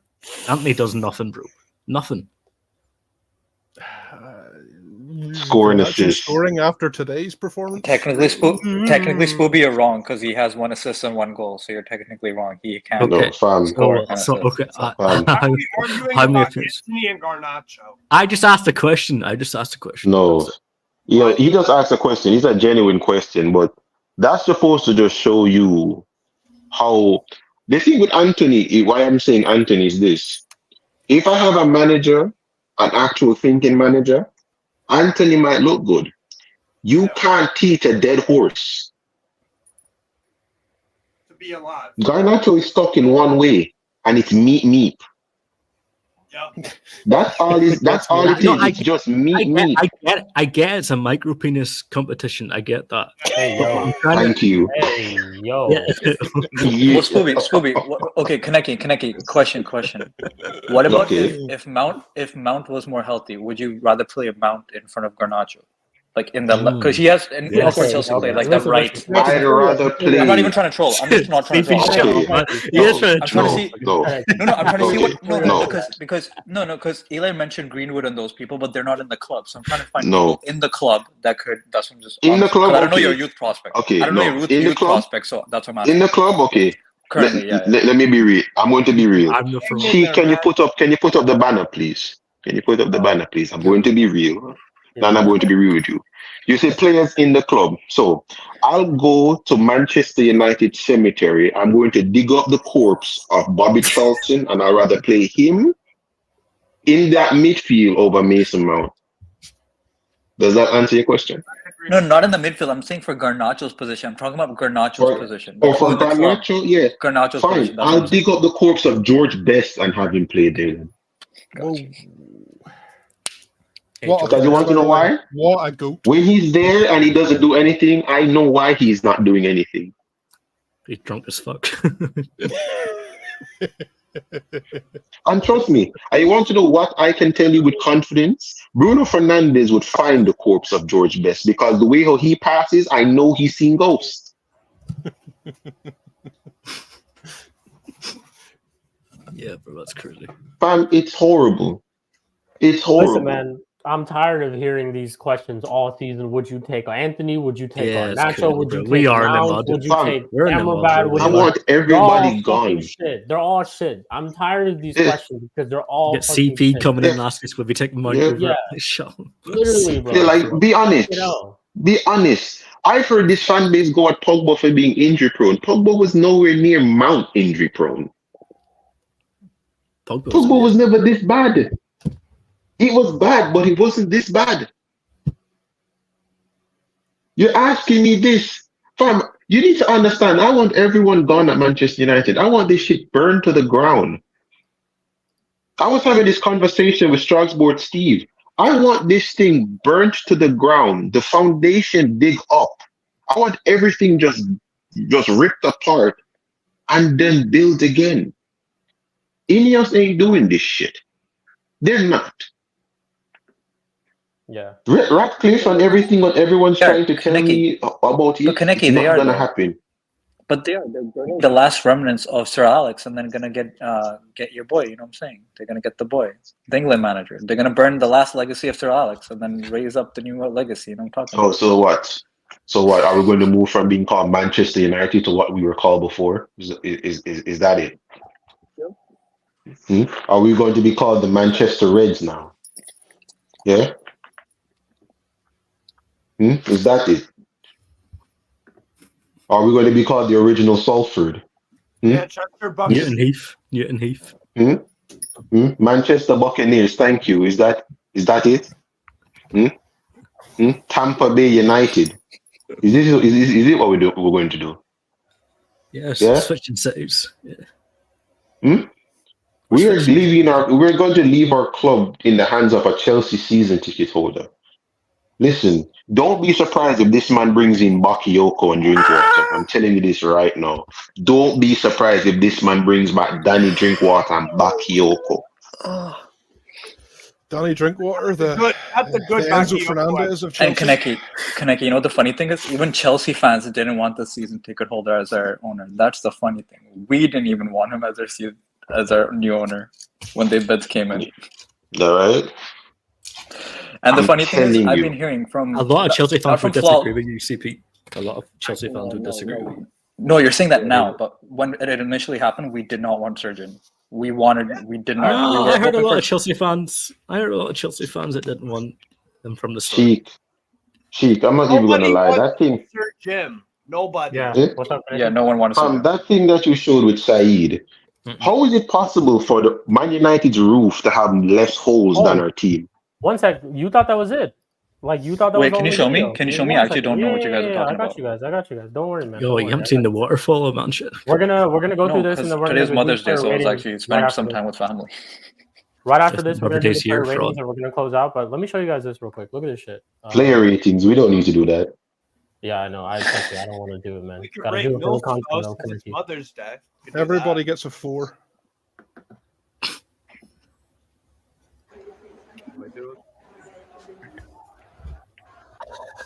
Man, Holy ain't it fuck. weird? Is this Niagara fucking Falls? Like, what is going Fam, on? ain't that weird? Fam, the water's running more than our players. Like, bruh. Certainly more than Casemiro anyway. Yeah, man. This is the Great Flood. It's the Great Flood. Fam, that water was running more than Casemiro did. Jesus Christ. Yeah, that's crazy. There's one more clip I'm pulling up. But CP, one that I Kaneki, was don't worry. referring You know to. who'll run more than that water? Conor Gallagher, man. Don't worry. You guys are getting him. Galadon. Southgate, right? That's why you're keeping The Southgate plan. The Southgate plan. That's why you're keeping. Southgate's tried and trusted, man. Look at this shit. Do the waterfall one. Yeah. Yeah. Look at this shit. Oh my god.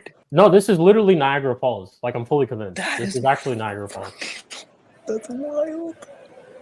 Shout out to You Saeed. want to He know? took this video. You know they're still at the game as well. Like, I just messaged Carlos. He told me. He said he's still at the game. It's raining like No, that's fine. You want to know the thing about this? When you hear everyone tells you how much the FA cares, you look at that. You look at how the Glazers have done to Man United and tell me that the English FA cares. They don't. You look at that and tell me that they care. They don't. They don't. In their Yeah. defense, they're only a multi-billion-dollar, like, you know, it's not like they could just fix the stadium What's it straight take away. to Give them time. fix a roof? Give them Fuck's sake. time. Fam, I don't know how much it takes to fix a roof. This club doesn't even know how to fix a damn team. These men don't even know how to, like, chefs at our club don't know how to make chicken. How the fuck do you not know how to make chicken, bro? Like, You need to understand the How do food you not at know how to Manchester make United chicken? is a bigger threat, fam. Our food is more dangerous than our attack. How? Yeah.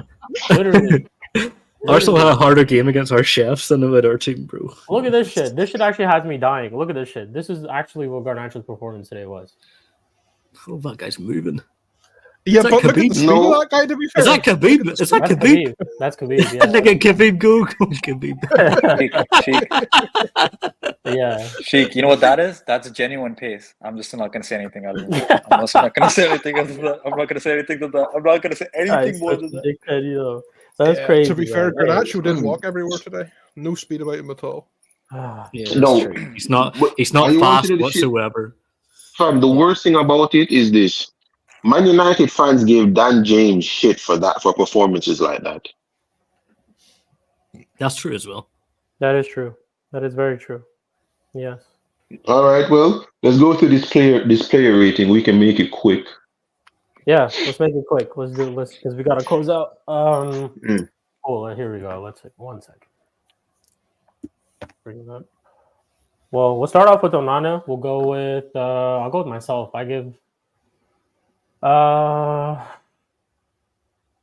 He made a couple of good saves. I'm not gonna lie. He kept the scoreline only at 1. To be honest, I'll give him a 5. I'll give Onana a 5. We'll go to Pat. We'll do Arsenal ratings for you, and then we'll do United ratings for us. Yeah. So Pat, we'll go to you. Raya in goal. 5. Nothing to do all game. Straight down the middle. Okay. Can't give him any more than that. Fair enough. Kaneki, Onana. Yeah, I'm giving him a 5. He ain't at fault for the goal. There's nothing he could have done for the goal. Yeah. Other than that, too, like I didn't really see anything bad from him today, to be honest. Why like is he it made so the saves that he low? Is needed my to. question. Why is it what? Why is it low for a 5? I thought it was a 6. I was gonna say an 8 for fucking Yeah. Onana. He made 2 I'm saves. saying a So would have 6. made it 3-zip. It's a 6 for me. He's our man of the match. Easy. Steve. Or Onana or Amrabat. No one. I No, don't think anyone Steve. deserves 8 today. No one deserves an 8. Steve, no. No? Give it all the saves. The saves are saves you expect him. You're supposed to make them saves. There was If one David De good Gea one. was in goal, I expect them saves. If Pope was in my goal, I expect them saves. It was it wasn't a save that only Onana could have made that save. It was one of you're Martinelli supposed to was- make them saves. The Martinelli one was a very good one. Yeah, and let's be real. One of them saves wasn't even a good save. It was a poor shot from Martinelli. It was a bad shot from Martinelli. It wasn't even some good save. Martinelli actually placed that low instead of drilling it hard. He scores. He should be scoring. Yeah, he should be scoring there, to be fair, to be honest. But So fair I'm enough. giving him a 5 based on that. Okay. CP? You watched the game, CP? Yeah, of course. I had to. Yeah. Of course, I was glory Man United for He was today. cheering on Garnacho. He was like, "Come on, Garnacho!" Hey, I actually Arsenal, was man. for one game. For this one game. For one game. For 2 hours. No I was shame. glory Man. No shame, you 6, fraud. How'd 6, that work out? How'd that work 6. out? Yo, I might have to turn Garnacho into like in Harry Potter, what they call like Lord Voldemort. What they say, he who should not be He who named. should not be named. Yeah, that's true. I might have to do You that can't for say his Garnacho. I'm name. not gonna lie. I'm No, we could just Enzo call on him a one side less and Garnacho on the lesbian other. Ellen DeGeneres. Yeah. Garnacho and Enzo might have to get those tags on this channel. I'm not gonna lie, but anyways, we go on. Spoobs, we'll go to you. Onana? 6. Fair enough. Steve? Onana 7, Raya 6. Right, 6. Cool. Then we'll go to our fullbacks. We'll start off with Diogo Dallo. I'll give Diogo Dallo a 6 today. I think he was decent. He was one of our better players. I'm not giving anyone a 7 or 8. I don't think anyone's deserving of that. But the highest that I'll give is a 6, and I think he deserved a 6. He was one of our better players today for sure.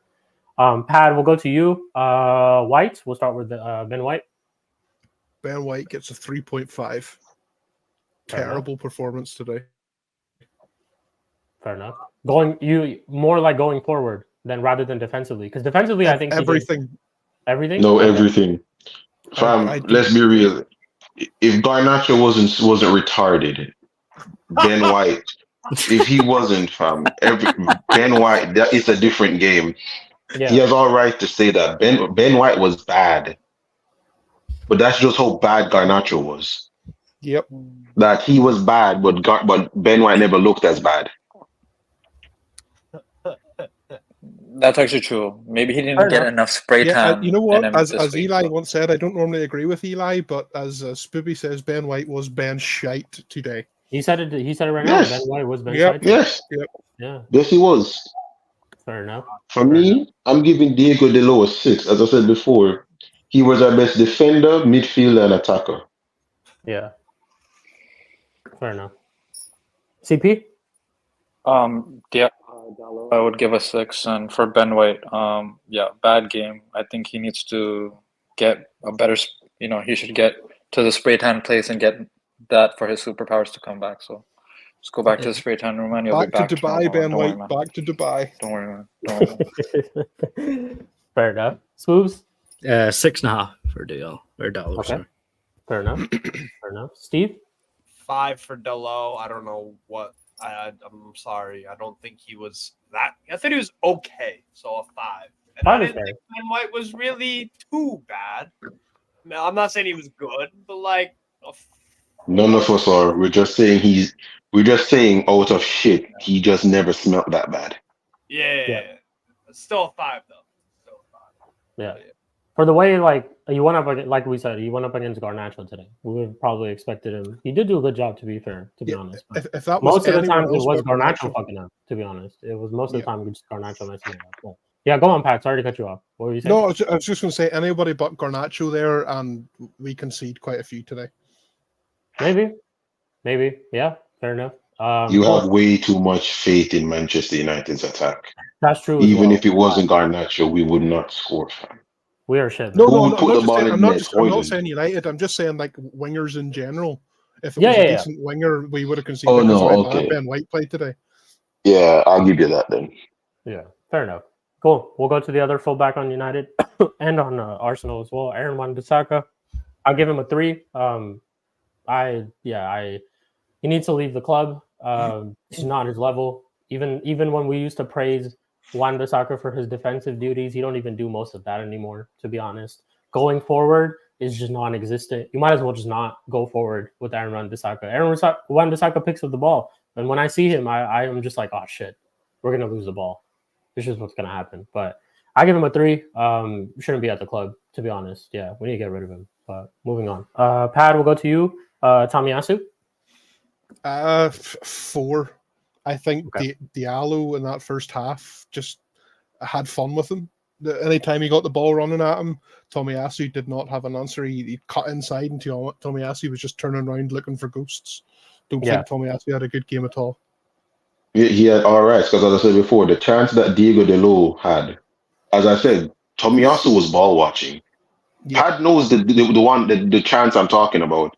Diego Dalot gets that pass off quick. And Diego Dalot scores and Diallo scores. The only person you can blame would have been Tomiyasu. Your fullback's been doing this. Sheik here as proof. I've been questioning you guys as fullbacks. They need to stop ball watching. They always do it. And it's always in moments where you're always your most vulnerable. They always get caught ball watching. Yeah, there was a couple of moments today as well where I noticed that they were ball watching. Yeah, true. Ben White was more than Tomiyasu because Man United, because we just kept focusing on Ben White was why he looked that bad. If we had focused on Tomiyasu, I think we would have gotten a lot more. The only reason why Ben White even got away with some of this was because of Declan Rice shuttling over to his side. Declan Rice or Thomas Partey. Yeah. For me, for Wan-Bissaka, that nigga's getting a 2. You're getting a 2.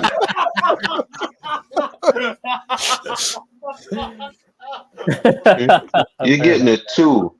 And that's because the 2 is because you put your shoes on correctly and you actually came out in the club's jersey. Yeah, because you're just there. Yeah, I hear that. That's why I can. That's all it is. Yeah. He tied his laces on the pitch. Coming out here talking about a freaking failed winner. You're a failed footballer.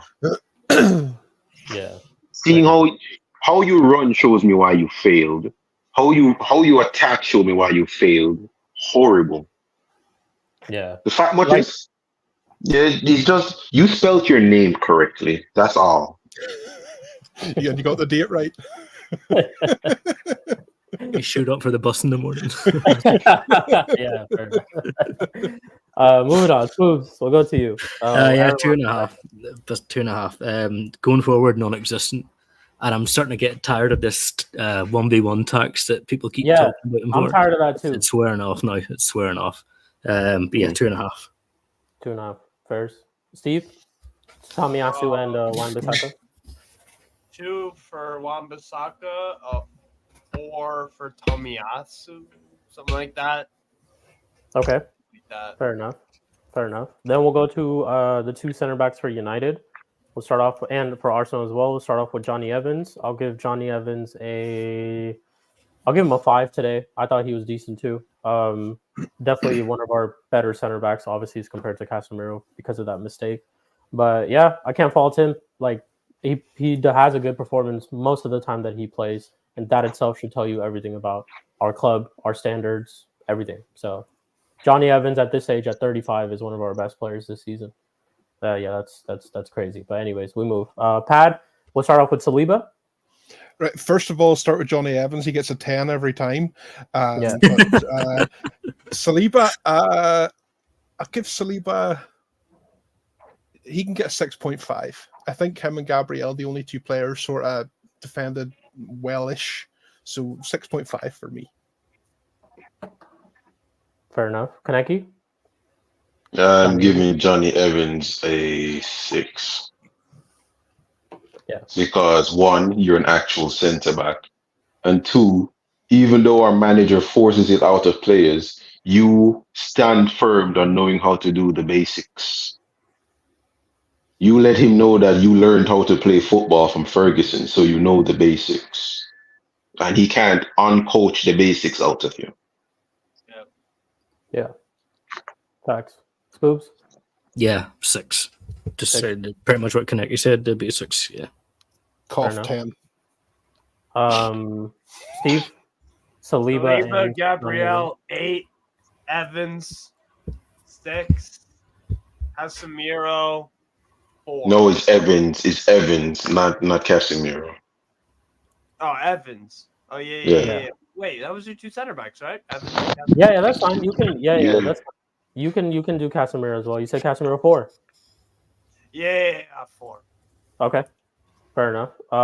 Cool. Then we'll go to Casemiro for us, and then we'll go to Gabriel for Pad. I'll give Casemiro a 2. Honestly, I don't think he's not been in good form today. Just was one of those games where he got caught out and led to a mistake, and he should have done a lot better. But I'll actually say this: I'll really just give him 2 for the mistake, because bar that mistake, I think second half he was decent. He wasn't playing too bad, but that mistake cost us a goal, and that eventually cost us the loss. So I'll give him a 2 in my opinion.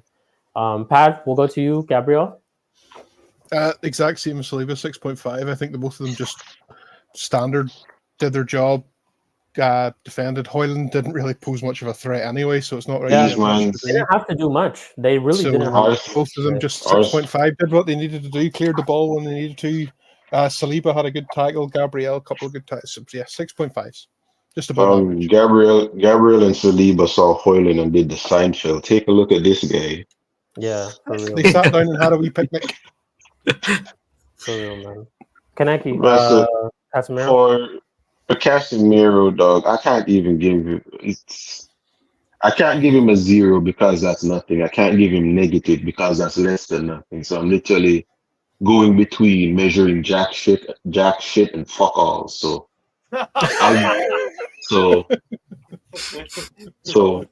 he spelled his name right. So that counts. He was on time for the bus. He was on time for the bus this morning, you know. So he gave his wife a kiss on the cheek before he left. Yeah, you know. So I have to give Casemiro a 1.5. A 1.5. I don't care about his performance the performance in the second half, dog. I really don't care.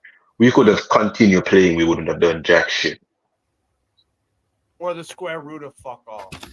All right, so I'm giving him a 1. No, forget the 0.5. He couldn't even be asked to care for the 0.5. I'm giving him a 1. Fair enough. Spoobs? 1.5.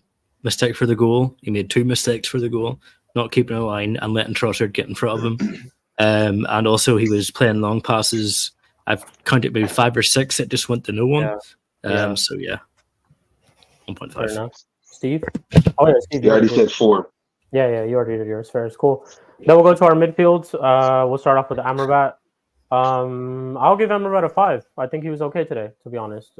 Defensively, going forward, Amrabat, again, one of those players who's non-existent. But defensively, in terms of his duties, like I see him go. He was going back as a center back. Him and Casemiro were swapping positions sometimes. So I think he was decent, and he cut off the ball a couple of times as well. Won it from Saka a couple of times. So yeah, I'll give him a 5. Nothing too crazy, to be honest. There's not really much I could say about Amrabat's performance. But Pat, we'll go to you. We'll start off with Partey. Okay. Well, first of all, I want to say Amrabat probably, if before Dalot, probably your best player. Just give props to Amrabat. Partey, Gave the ball away first half nearly. If Hoyland hadn't have decided he wanted to have, I don't know, 0 feet and hit the ball into Rosie, probably could have been 1-0 down straight You away. think you hit it? I think you slipped in the source. So probably Party 4. Nothing spectacular this game. Normally known for his sort of passes in between. 4 for me. Party just it's hard because the whole team was shit. You know what? I will applaud you, Pad, for being able to sit here and speak actual truth when I said that at least you are admitting that Arsenal went down to Man United's level to play against us. I'm glad at least you've admitted it. Listen, Kaneki, there's people that come into these things like Spooby and CP that are absolute frauds. I'll tell you right now, I'm not one of them. I agree. I'm not a fraud. I ain't no fraud. I will tell you how it is. CP, yes. Spooby, I haven't seen that side of Spooby yet. So, listen, what do you mean, Kaneki? We're the Garnacho brothers. Number 1 fraud. Spooby number 1 fraud. Hey, Kaneki, we're gonna do when the season's over. We're gonna do like a set of streams, which is basically gonna be like Arsenal review of the season, United review of the season. You see, we'll have Spooby, and I'll send you the link as well, Kaneki. You're welcome to join that. We'll talk about United in depth the whole season in that video. We'll do like a keep sell bench as well. So it'll be an exciting stream. But moving on. Go on. For Amrabat, I want to give him the same as Onana and Diego Dalot. I want to give him a 6, just because one, he was just doing the basics. But I'm going to knock it down to a 5, just because of how the gaps he kept. He just allowed Arsenal, especially Trossard, to just keep going in, cutting in. He wasn't even trying anything to stop him. I'm going to knock it down to a 5 because he kept the basics, but he wasn't really outstanding. So I want to give him a 6, but I'm just going to knock it down to a 5, just to be fair. Because as I said, Onana and really had nothing. I can't blame him for anything. And Diego Dalot was the only one that was actually trying. Yeah. So for Amrabat, it was, you did the basics, you did what you were supposed to do, but it wasn't really off that level. So I'm gonna say 5. 5, fair enough. Cool. Spoobs? I will go 6, and just to reference something that Kaneki said earlier, Amrabat came to United and his career just nosedived off into oblivion. He came on this game. I thought he done well. I thought he done, like he said, done the basics, but I thought he had a good game too. 6. Fair enough. Steve, Amrabat and Thomas Partey? Yeah, 6 for Amrabat, like a 4.5 for Partey, probably. Okay, fair enough. Cool. Then we'll go on to Kobbie Mainoo. I give Kobbie Mainoo a 4. I don't think Kobbie Mainoo played well today, to be fair. Moments here and there, but not his usual game. I've seen better performances from Kobbie Mainoo. And it's been a couple of games now, and listen, man, I've been shameless. I've called Kobbie Mainoo best midfielder in the Premier League. I will say it shamelessly, even though it was like a joke and shit like that. But I will also call out. Hey, but I will also call out. Say that with chest. Say it with chest, Schick. Say it with chest. No. That's the thing, though. I don't like. I say it just for shameless agendas. But really, my whole point is that I praise him when I need to praise him, and I'll praise him a lot. But I also criticize him when I need to criticize him, and he's not been good in the past couple of games, to be fair. Whether you want to account that to the rest of the team, the player itself, all that type of stuff, that's a whole different conversation. But he's just not been playing well. So I'll give him a 4. I give him a 4. But Pad, we'll go to you. Declan Rice. Schick, I actually don't think Mainoo was that bad today. I thought he was okay. I probably would give Mainoo a flat 5, but 4's fair enough. I think Mainoo was okay. Bits and what do you say, Rice? Sorry, Rice. Yeah. Rice. it's so hard because we were as Kaneki kept saying constantly, we were brought down to United's level, so it's really hard to like give ratings on players because they're so much better than they actually played. Rice, I'm gonna give Rice a 4.5. His progression was nowhere near what it normally is. His defense, he actually wasn't too bad going back to defense to cover for sort of when Ben White was going up the pitch and Tommy Ashley whenever he decided he wanted to play football. Rice 4.5 for me. 4.5. There was a part of this game where Thomas Partey, was it Thomas Partey? Was it Gabriel who bailed him out? He was caught ball watching Declan Rice and Man United, and we ended up having a shot. Yeah, I mean, led to a corner, if I remember correctly. It led to the corner. Declan Rice just standing up. What he did with Kimmich, when Kimmich just ran past him and scored, he did it again today. Yeah.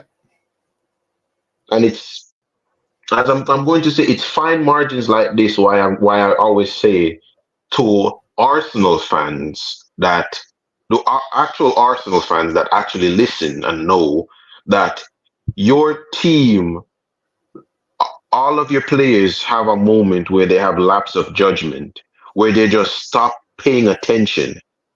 And you can't do that because fine margins like that is the reason why you're losing the league right now when you shouldn't be.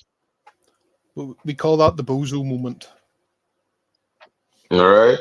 For Kobe Mino, I'm going to judge him because you're playing a big man sport with a big man sport. You're old enough to can play, so I'm going to criticize him correctly. I'm giving him a 4. I'm giving him a 4 because I've seen you play better. You know you could, and I'm not going to say he's a kid or he's being placed in. I don't care. I've seen you play in pressure moments like this. I've seen you play against Liverpool in pressure moments like this. Yeah. And you've played a lot better. Yeah. And I've seen you play way better than this right here. I can't put it down to tired. You haven't played at all. This was a poor game from you. And I expect to see better, basically. So Agreed. I'm giving him a 4. Agreed. Yeah, fair enough. Spoobs? 5. Okay. I've seen Manu in the last couple of games play far worse than what he did today. I don't think he did give the ball away today, but he didn't give it away as much. And he was quick on the ball. Just a 5. He didn't do anything, nothing spectacular, nothing amazing, just average. Fair enough. Steve, Manu and Rice? Yeah, 4 for Manu. He's just like playing that we've been talking about how Man United are playing down to Arsenal's or the Arsenal playing down to Man United's level. That's what happens to Manu, bro. Manu's playing down to his teammates' level. His teammates are mostly terrible. So I think that's part of that. And Rice, not his best game, but you can kind of afford it to be, I guess. But yeah, individually it wasn't great from Rice, but yeah. I don't know, probably 5, 4, 4.5. 4.5. Final 4.5. Fair enough. Cool. Then we'll go on to Scott McTominay and Martin Odegaard for Pad. Scott McTominay gets you know what? I did say Garnacho was our worst player, but I think McTominay's with him, so I'm going to give him a 1. I think McTominay absolutely defensively and going forward non-existent today. Absolutely. I just don't know why he was on the pitch, just running around like a headless chicken. Seriously. There's just a headless chicken running after a ball. That's really just what McTominay is, man. But it's the truth. Pad, we'll go to you. Martin Odegaard. The thing, Schick, not only are you saying how was he on the pitch, he was captain. Yeah. Captain of Manchester I United. forgot about that too. He was captain, but yeah. Yeah, Like, another thing. don't get me wrong. Go on, Pat. Go on. The reason why I probably forgot that he was even the captain is because the word captain at our club has no meaning. There's no meaning. Yeah. So you might as well fair just enough. you might as well just not have a captain for every game, because even when we do, there isn't one. There's no leaders, and even if we can identify clear leaders on the pitch, we won't make them a captain. We'll make a rat a captain instead. So We I want have, to like I said, captain those. We the want to word captain captain has those. no respect around Manchester United Football Club at this moment. But yeah, go on, Kaneki. Yeah. Yeah, What I'm saying is that we want the captain to be someone that can lead us astray. You know, yeah. that's who our captain has been. So who did Pad rate? Rate, was it Odegaard? I haven't Pat's done it yet. rating. Yeah, he hasn't done it yet. McTominay and Odegaard. Go on, Pat. Yeah, go on. Odegaard, again, absolutely abysmal. Progression of the ball non-existent. Sideward passing from every one of our midfield today. I'm just going to give our midfield a flat 4.5 for everyone, because just everyone below par, and just absolutely not anywhere near what they should be. Yeah, fair enough. Kaneki.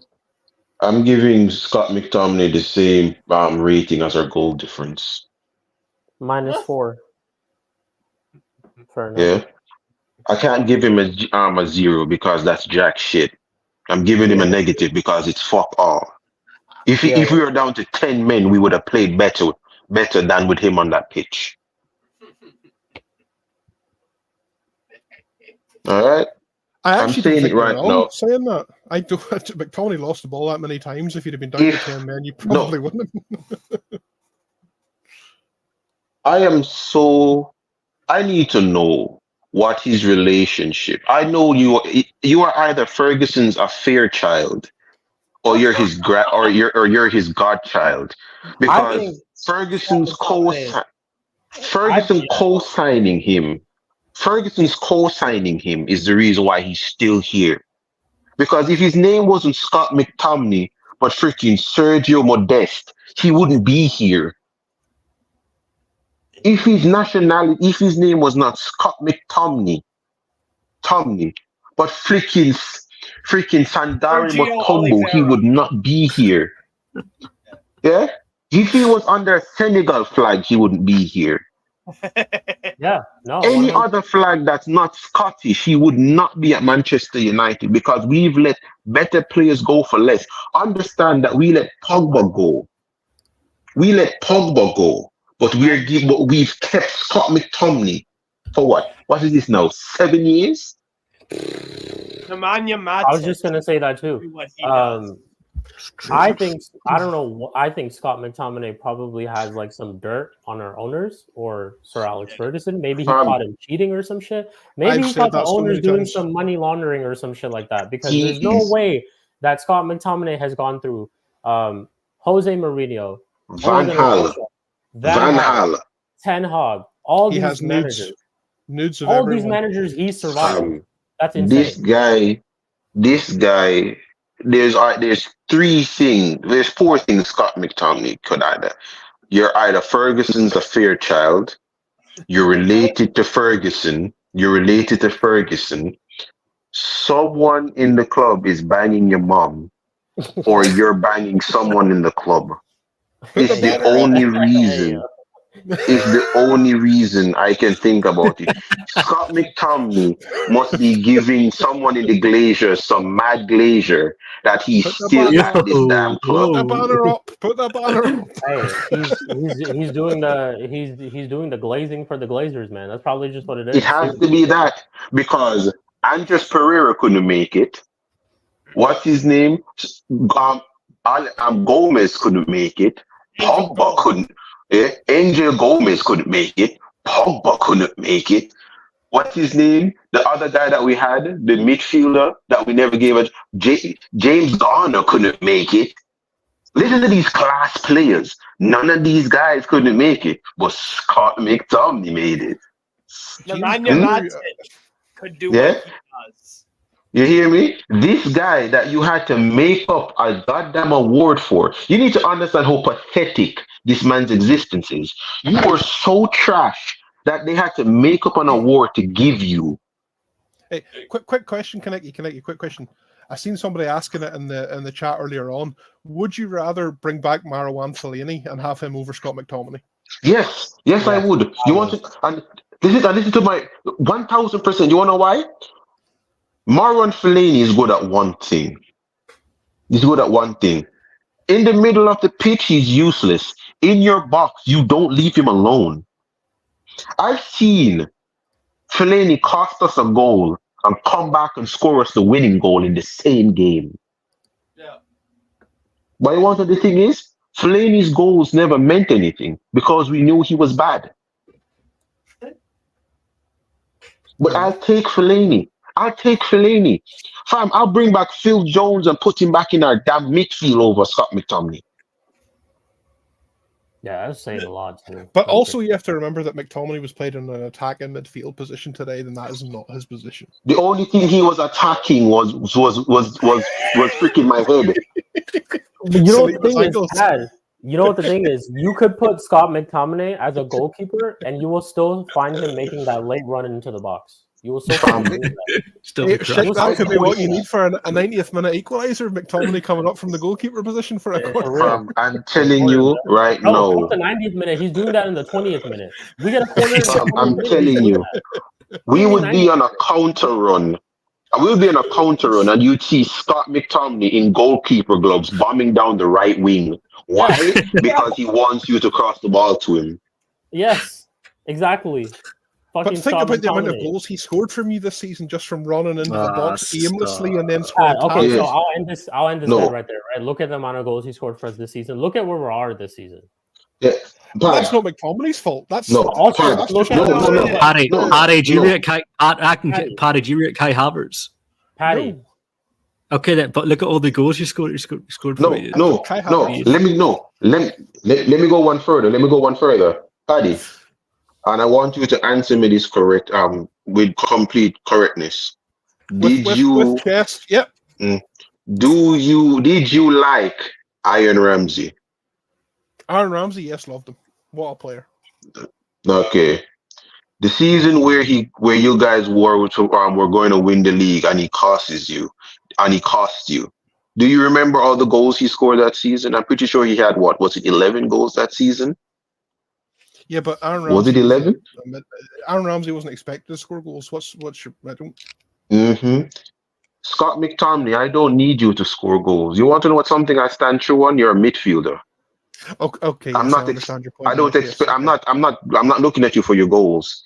Aaron Ramsey scored 11 goals, but he cost you 17 points that season. Yeah, but he derailed your title charge that season. The season when Leicester won the league, Aaron Ramsey played a part. Him and Giroud and these guys played a massive part in you losing the league that season. Don't talk to me about Giroud. You talk about Ben White wanting to look at his appearance. Look at Giroud. That man just wants to be built for underwear adverts. I can't help it that I'm gorgeous. You need to understand. Exactly. You need to understand that. Your goals don't mean shit if you're costing me games. I don't care. Aaron Ramsey scored goals for Arsenal. Yes, Ramsey games. But has McTominay's goals this season not actually saved you more points than they have lost you? Yeah, no. But then, Pat, it goes back to the bigger picture. We're clinging on McTominay's goals by saying that he's actually saved us to where we are. We're not looking at the bigger picture of why we're here in the first place. No, I completely understand that. These are mid-table and these are United. These are supposed to be like challenging, at the top. He's probably the biggest club in the world. Like, I don't think anybody's like going to deny that. Yeah. I don't know. I think United probably would tip Madrid in my opinion, but I don't get the whole. You know what it is, Pat? I'll tell you another thing. Well, you know what it is, Pat. This whole, because Kaneki mentioned this earlier too. Goals and assists look good when you're trying to portray a certain narrative. In this situation right here, goals and assists for McTominay for me mean nothing because we're still in the position that we are despite your goals and assists. Also, this tells me more about our attack. Shame on our attack. Scott McTominay has more goals than you. Shame on our attack. That's the point I'm making. And the point, the overall point is that our whole team is bad. We're not just singling out Scott McTominay. We're saying Scott McTominay scoring all these goals is nothing crazy because our whole team in general is absolute garbage. It's absolute garbage. Because put it like this, Pad. Because put it like this, Pad. The season where we finished second with Mourinho on 81 points, Ander Herrera ended that season with 3 goals. Ander Herrera was one of our best midfielders. He was. 3 goals. Wait, have you replaced Ander Herrera? I don't think you ever have. Yes, we have. His replacement is no longer at the club, though. Fred, yeah. Fred's All right. gone too. Fred's Yeah, so that's having what the time of his life right now. Because I'm going to even put it in the way for even you, Pad. Lucas Torreira, when he was at your club, Lucas Torreira wasn't scoring goals. Yeah, but Lucas, you can't use Lucas Torreira because Emery decided he wanted to play him as an attacking midfielder for some deranged reason. Some stupid reason. No. I'm not talking about when Unai Emery started sniffing tapas. I'm not talking about that. He was certainly sniffing something, all right. All right. I'm just saying that you have a player in your team and you're like, yo, I'm not what you're expected of them. I need you to help my midfield be solid.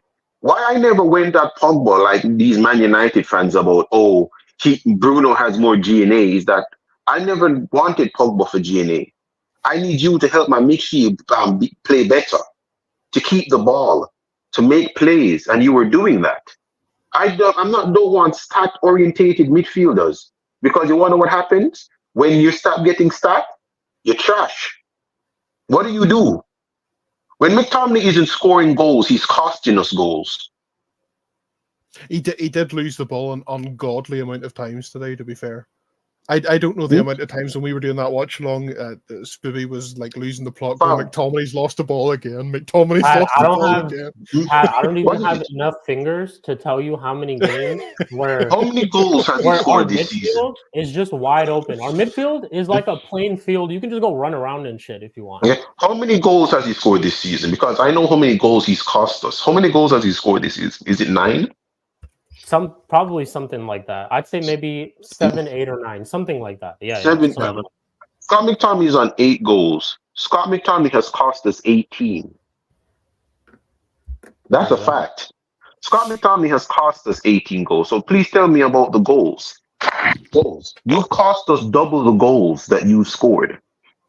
Yeah. Scored. But again, can you put all of the blame on McTominay? Or like all of yes, like I can. Blame on McTominay? Yes, I can. Nothing to do with like Maguire being at the back. Or nothing to do with Harry Maguire pulled down Luke Shaw in the 6-1 we got from Spurs. Everyone blamed Pogba for that game. Yeah, when you lose the ball in dumb areas and the team counters and everyone is out of shape now because you lost the ball like a nitwit. So you lose the ball in a dangerous area. The team is now completely out of shape. We concede. Why am I blaming the center back for your error? You caused this. Yeah. Someone, put it like this, I sideswipe a car. The car that I sideswiped then went on to cause a chain reaction and accident. Whose fault is it? The car I sideswipe or me? Me. Depends what way you came to the junction. No, but I'm trying to say I'm in the wrong. You're right, but I'm saying that I'm in the wrong. That entire accident caused from my negligence. Yeah. My negligence just cost somebody their life. That's Scott McTominay. That's Bruno Fernandes. Connect. I completely agree with you. All I was trying to make was the point of that. I think it's the same with Garnacho. I think McTominay just gets a little bit too much abuse when it's not completely his No. Pat, it's deserved. It's deserved, Pat. Trust me, it's deserved. You have to really watch our games in game in, game out. Like you have to really watch them. Criticism and abuse is different. Abuse is watching Pogba score a brace against City and still get hate. That's abuse. Witness the game too. Witness that game as well. Exactly. Abuse is what Anthony Martial gets for holding up play and bringing in Marcus Rashford. Yeah. Abuse is freaking Anthony Martial having a layup play from Rashford for him to score, winning a penalty, for Bruno to score and then being labeled as shit because he didn't do anything. He won a penalty and he made the pass that led to Rashford's goal. But because he didn't score or assist, he's trash. That's abuse. You standing one place, losing the ball like a dimwit and letting us score is criticism. It's criticism. It's like how you can say with Havertz that you score goals, but you're not scoring important goals. I don't care that you scored 12 goals. The game where I needed you to score, you didn't score. That's criticism. That right there is criticism. But for you to then look at a player now that's doing his best to make everyone around him better, but he's not reaping the benefit from making everyone better, you're going at him. That's abuse. Fair enough. Yeah. So let's go on to Scooby. Yeah. Let's go on to Scooby. What do you think, McTominay? Is McTominay? We're still at McShite. Rating McShite. 1. I don't even. Kaneki said it all. I don't have to keep going. Yeah. Fair enough. Steve, McTominay, and Odegaard. Didn't notice either of them at all. 1. Fair enough. 1 for both of them. Fair enough. I did not notice Odegaard in that game at all. I didn't even know he played. Yeah, exactly. Yeah. And he's better than that. McTominay is who he is. He's just terrible. Yes. But yeah, Odegaard, I expect a bit more from you, bro. Yeah, no, facts. McTominay is like, you ever seen like a mom and she's with her kid in like a shopping center and her kid is just running off and she's going like chasing the kid. That's how our midfielders probably feel when they play with McTominay. He's just running off. Like, why are you running, bro? Why are By you? the way, these Man United videos of you guys of your stadium in rain are hitting like crack. I'm seeing a new one. Yeah, bro, it's crazy. Yeah, it is. Man, it is. Well, at least something's hitting. For real. Hey, I'd rather take these leaks than all the fucking leaks of these players who just throw people under the bus at our club, aka Luke Shaw, fucking Burger King merchant. Anyways, we don't want to talk about him. But moving on, we go to our wingers, and we're gonna start off with my favorite winger in the club, right? Alejandro Garnacho gets a Ellen DeGeneres. He gets a 1 from me today, to be honest. Yes, people can say I criticize Garnacho a lot, but once again, I see no improvement from this guy at all. And he was given the ball amples of time today. He had the most touches, like Jess said, for a United player going forward. In our attack today, I think him and Højlund, and I'm going to give Højlund a 1 too, but him and Højlund were definitely our worst players. But Garnacho, oh man, especially the thing that ticked me off the most was at the end of the game. Like I said before, end of the game, you throw the whole kitchen sink, man. You just cross the fucking ball into the box and hope someone, McTominay or hopefully a Fellaini, if we had Fellaini, would just head that ball into the net. But Garnacho can't even do that at the end of the game. And it pissed me off so much. But 1 for me. That's 1 for me. But Pat, we'll go to you, Garnacho and Bukayo Saka. Right. Garnacho, I'm going to give Garnacho a 3 because I think he tried, which not a lot of the United players you can say for. Yes, he did mess it up at the end, but I'm going to say I'll give Try Garnacho to do what? because, Give us a brain aneurysm. No, fair enough, but he actually tried to progress and try to run at defenders. Progressing to what? And honestly, apart from Diallo, I actually think Diallo was probably the only other player to try to do that. And when he came off, I was actually quite happy. But Garnacho aside, who did you ask me? Who was Odegaard? Saka. I actually, it's hard to remember anything that Saka did on the pitch today. He's quiet today. Saka's been the past sort of few weeks, few games. Saka, I'll defend Saka to the hill. Golden boy, whatever, star boy, yada yada. But he's been poor. And as we were saying in the past few watch longs, Arsenal need someone to what's the word?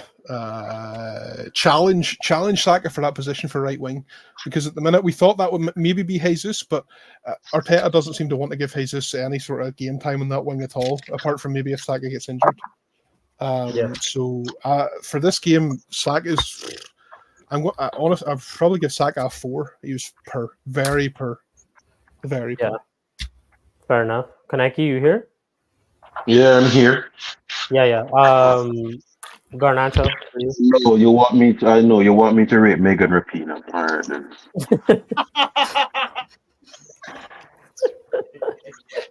All right, so He always has the best names for players, man. It's so funny. all right, so He's like expressions. Yeah, go on, Kaneki. Pat says that he was progressing the ball, progressing it straight toward to lead to a goal kick. Yeah. I wasn't meaning like progressing it to other players. I was meaning at least he was trying to fucking drive forward and try to do something with it. Okay, let me explain Megan Rapinoe to you. Have you ever seen a moth to light? What a moth looks like with light? Too many times. Yes, that is what 17 is. That is what 17 is.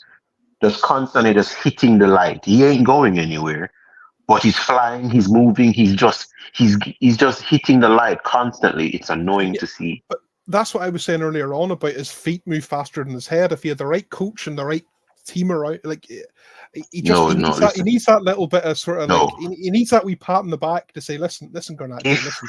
This is If what you could coach him, keep running. Go on. If you could coach him, he'd still be in La Liga. He was offered to every team in La Liga, and no one wanted him. Yeah. If you could coach him, he'd still be in La Liga. Yeah. If you could coach him, he could still be in La Liga. That idiot. Exactly. That guy ain't doing shit. I've never seen someone willingly constantly run into a wall and continue doing it. I only saw that in cartoons. When you see someone just run into a wall, shake it off, then run back into the wall, shake it off, and then just continuously running into a wall. That is what that person is. That's what 17 is. That is what 17 is. If Dan James was playing like 17, we'd want him hanged. I don't care about his age. I do not care about his age. You play like you have special needs, my guy. Shout out my special needs people out there. I'm not. I can't even say special needs because I've seen people in wheelchair play better than him. Yeah. Hey, another point I'll make about Garnacho is like, you just look at Amad Diallo, right? Amad Diallo has been out of this team for majority of the season, right? We've seen him. They said he hasn't started since 2021. There you go. No. Hasn't started a game since 2021 and has appeared. I can think of. So he was there obviously in the Liverpool FA Cup game, scored the winner. He was also there when we played Forest away. I remember he had a little bit of a cameo. Why is it that every single time not every single time, but most of the time that Amad Diallo plays, when he has played, he looks like a far, far better player than Garnacho, and Garnacho plays week in, week out. I can tell you why. Because Diallo doesn't have his head shoved up Cristiano Ronaldo's ass. Yeah. Please, Mr. Ronaldo, can I copy your celebrations? Yeah. You know, can I wear your face on my goddamn underpants? In his defense, he's not a bad player to sort of try and model yourself out of. He's not a bad. No. What you need to understand is this: you're worse than Lamella. Do you know how bad Lamella is? Don't disrespect Garnacho like that. He's worse than Suso. No, but you're right. Suso. No. You will not disrespect Suso like this, because Suso has a shot on him. The only thing Garnacho has a shot at is playing for Osasuna. No, not even. He's gonna Kaneki. I'm gonna be watching Olympia Ljubljana games in 5 years on the One Football app for free. and I'm going to see Garnacho, number 57, on the bench for Olympia Ljubljana. Fam, if Man United don't send that dude on loan to Go Ahead Eagles, I swear to God. Go ahead. Go ahead. Garnacho Ballon d'Or in 5 years. Nike, don't disrespect them, though. Wait, Pat, did you just say Garnacho wins a Ballon d'Or in 5 years? Ballon d'Or in 5 years. You think I didn't hear that? Listen, once Sean Dyche comes in and takes over Ten Hag, that man's going to have Garnacho playing unbelievable football. You know what? For Garnacho, I'm going to give him his number, but just put a minus beside of it. So negative 17. Shameful. All right. You don't serve a purpose. You don't, fam. I'm telling you, the number on your shirt, you have less brain cells than that number on your shirt. That's great. This man, I watched this man beat Ben White. Lift your head up. He tore Ben White a new hole tonight, so he did. Yeah. You managed to get the best out of Ben White. Gabriel cannot commit to you because Scott McTominay is in the box. Saliba can't go near you because Hoyland is in the box. Go into the box. This nitwit runs it out for a goal kick. And you want me to do what? Give him time. Give him time to do what? You want to know what something I can tell you about players? I can look at a player and can tell you with a better manager, you can increase their talent. Anything you multiply by 0 will always give you 0. Garnacho is a lost cause. I'll take him. No training can make him better. Yeah. How is it that give the man the right manager? I'm telling you, give him the right manager. Right manager? Who's the right manager? Who's the right manager? Alan Pardew. Somebody that can sort out his finishing, his final product. He's got the pace. He's got Tony Pulis. Steve Bruce. He's long ball. Steve Bruce. Maybe I'm telling you, Sean Dyche. Sean Dyche is the man.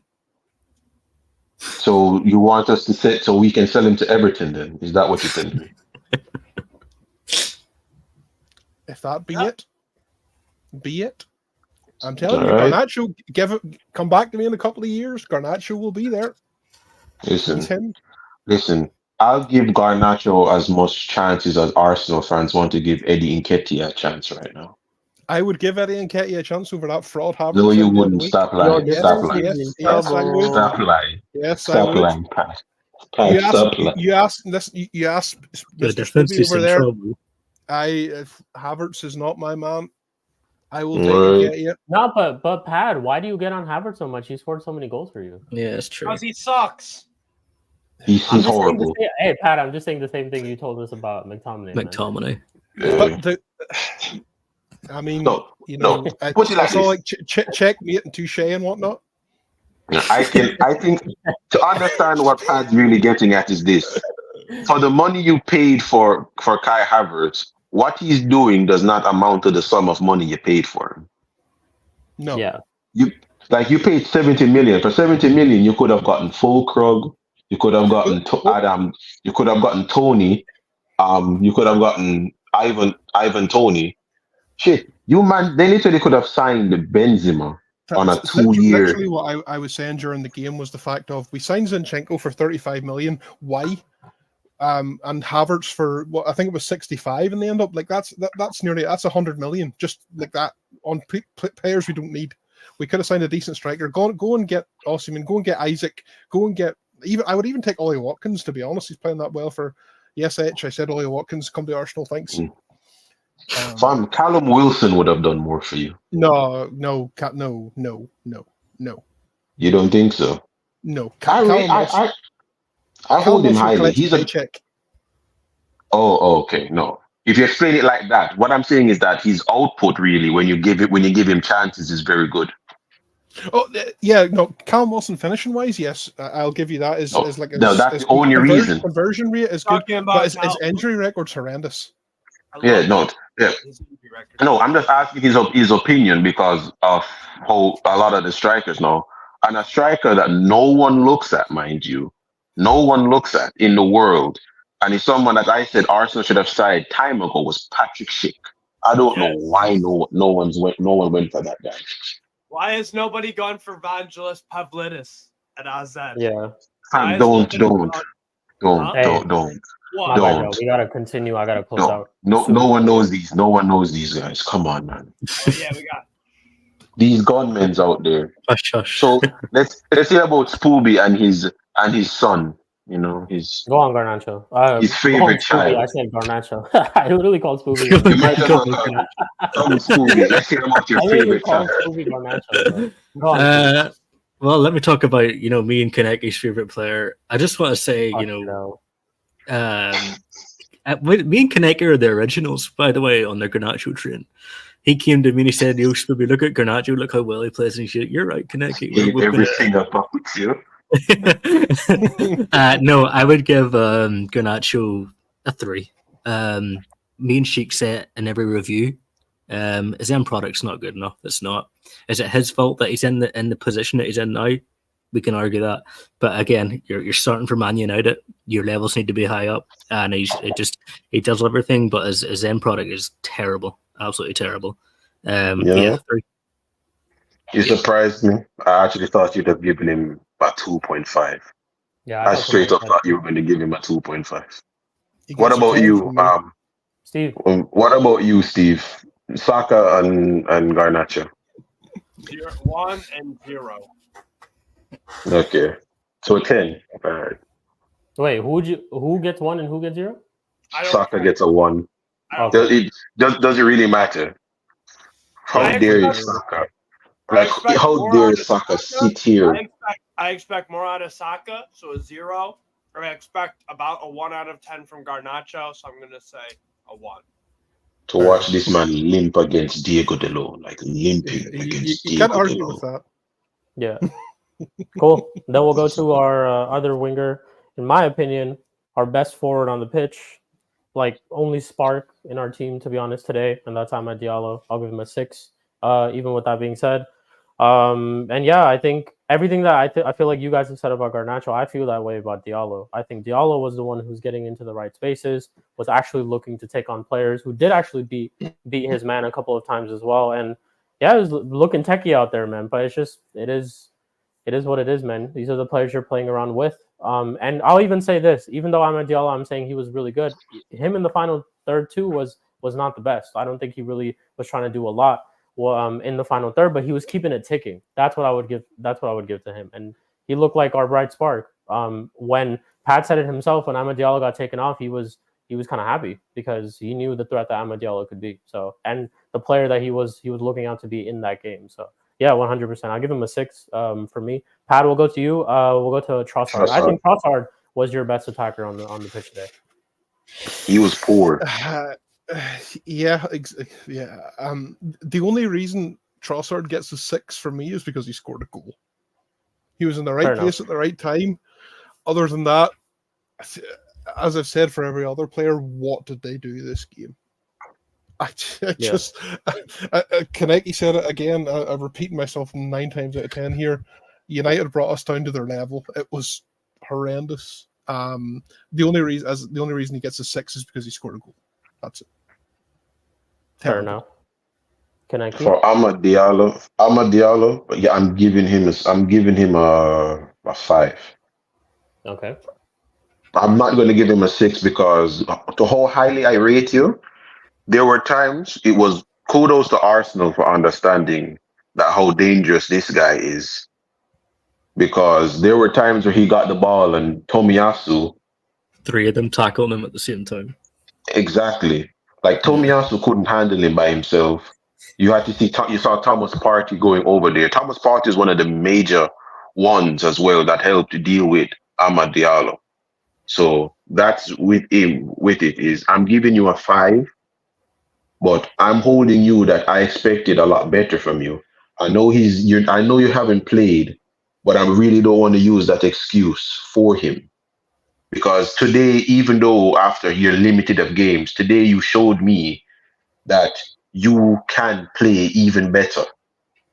The manager subbing him off doesn't really surprise me. Ten Hag doing stupid shit doesn't surprise me anymore.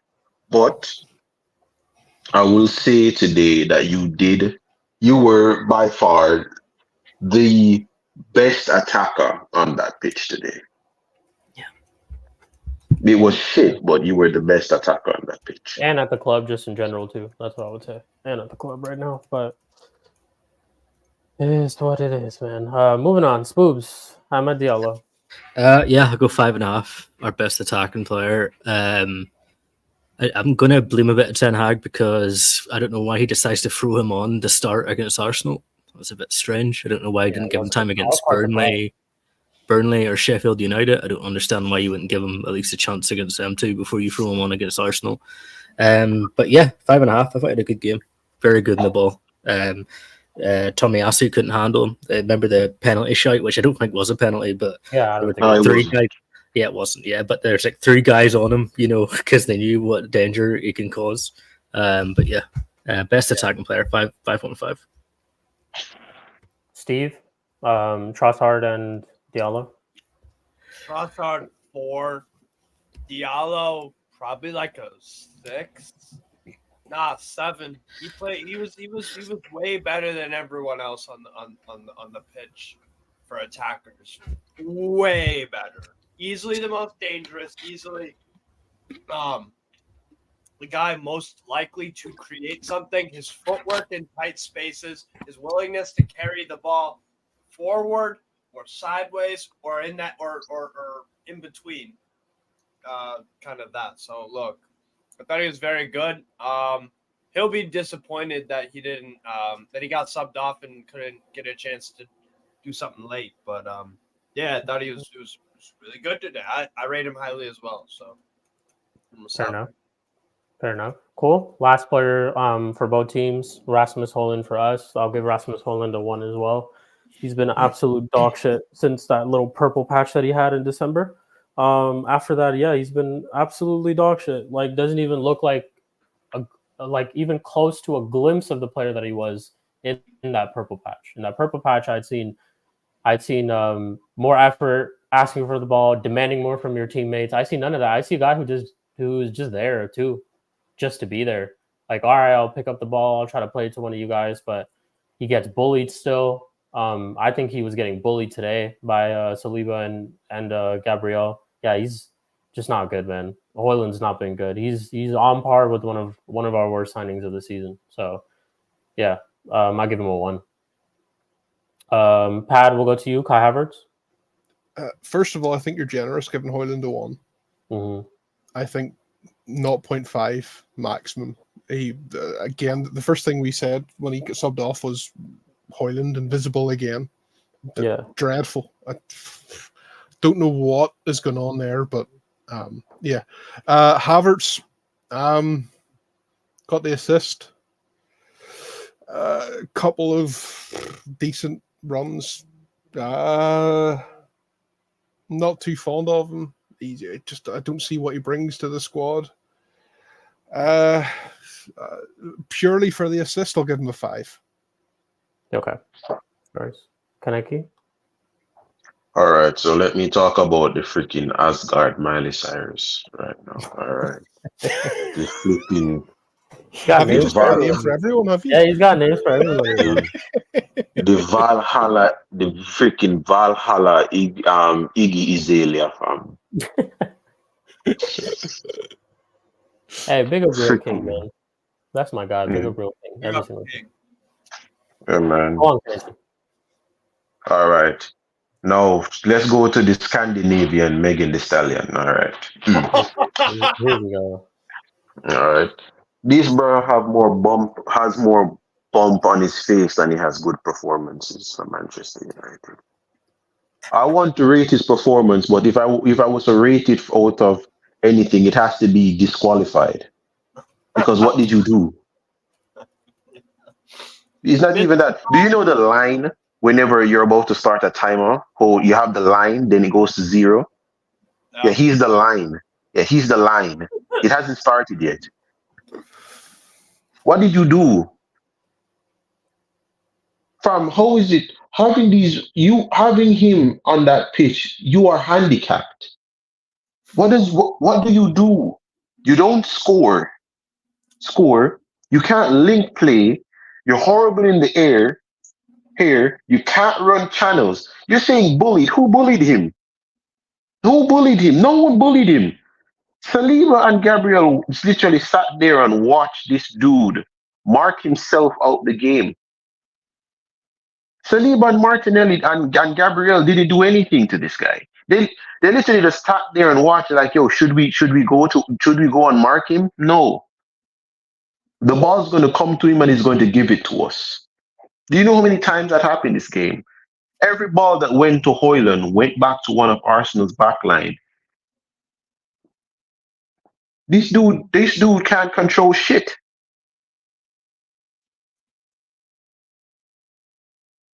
This is a striker, right?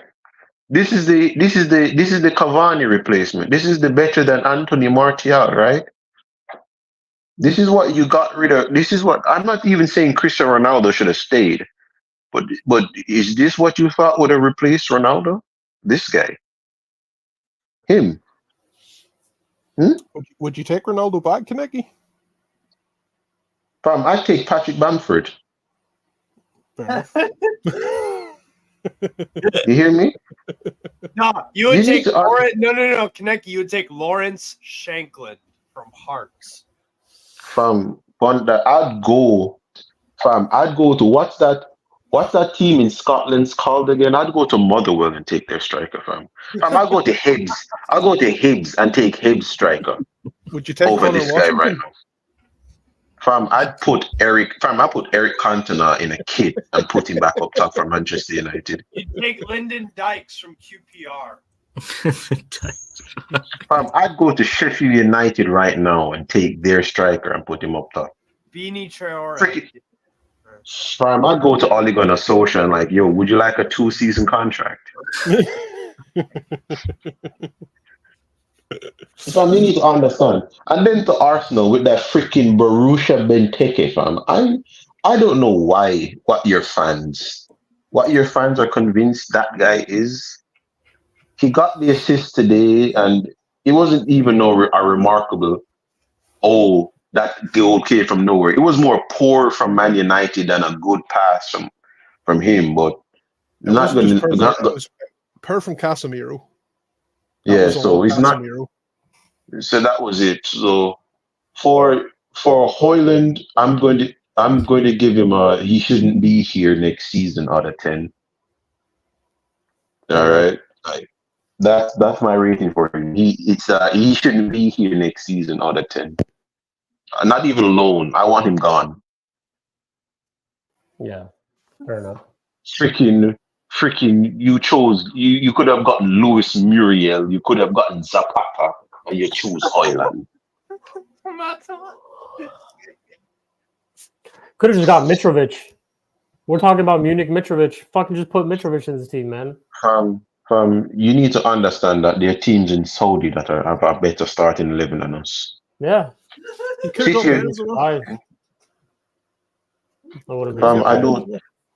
I don't need any more world-class players at Manchester United. Did you not see what we've done? Marseille was able to get a 2 out of Alexis Sanchez. Inter Milan has won 2 league titles with Alexis Sanchez. Look what we did to Alexis Sanchez. Yep. Look what we did to piano. Mkhitaryan. Yeah. Look what we did to Mkhitaryan. Look what we did to Pogba. Look what we did to Martial. Was so good. They put a Ballon d'Or clause in his contract. That's how good he was. Look at people on the back. Yeah, look at what we did to him. Look at what we've done to Rafael Varane. Rafael Varane went from the best centre back in the world to people telling me that Sergio Romero is better than him. Sit here and understand that. Look at what we've done to Casemiro. Yeah? Yep. So this guy is a tank. His entire career, he's been known as a tank. Look at what we've done to this guy. Yeah, crazy. Casemiro is a tank, and Man United is an anti-tank rifle. Yeah. Look at what we've done. We got one of the best left backs in the world, the top 5 left back in the world in Telles, and I had to hear fans tell me that Luke Shaw is better than him.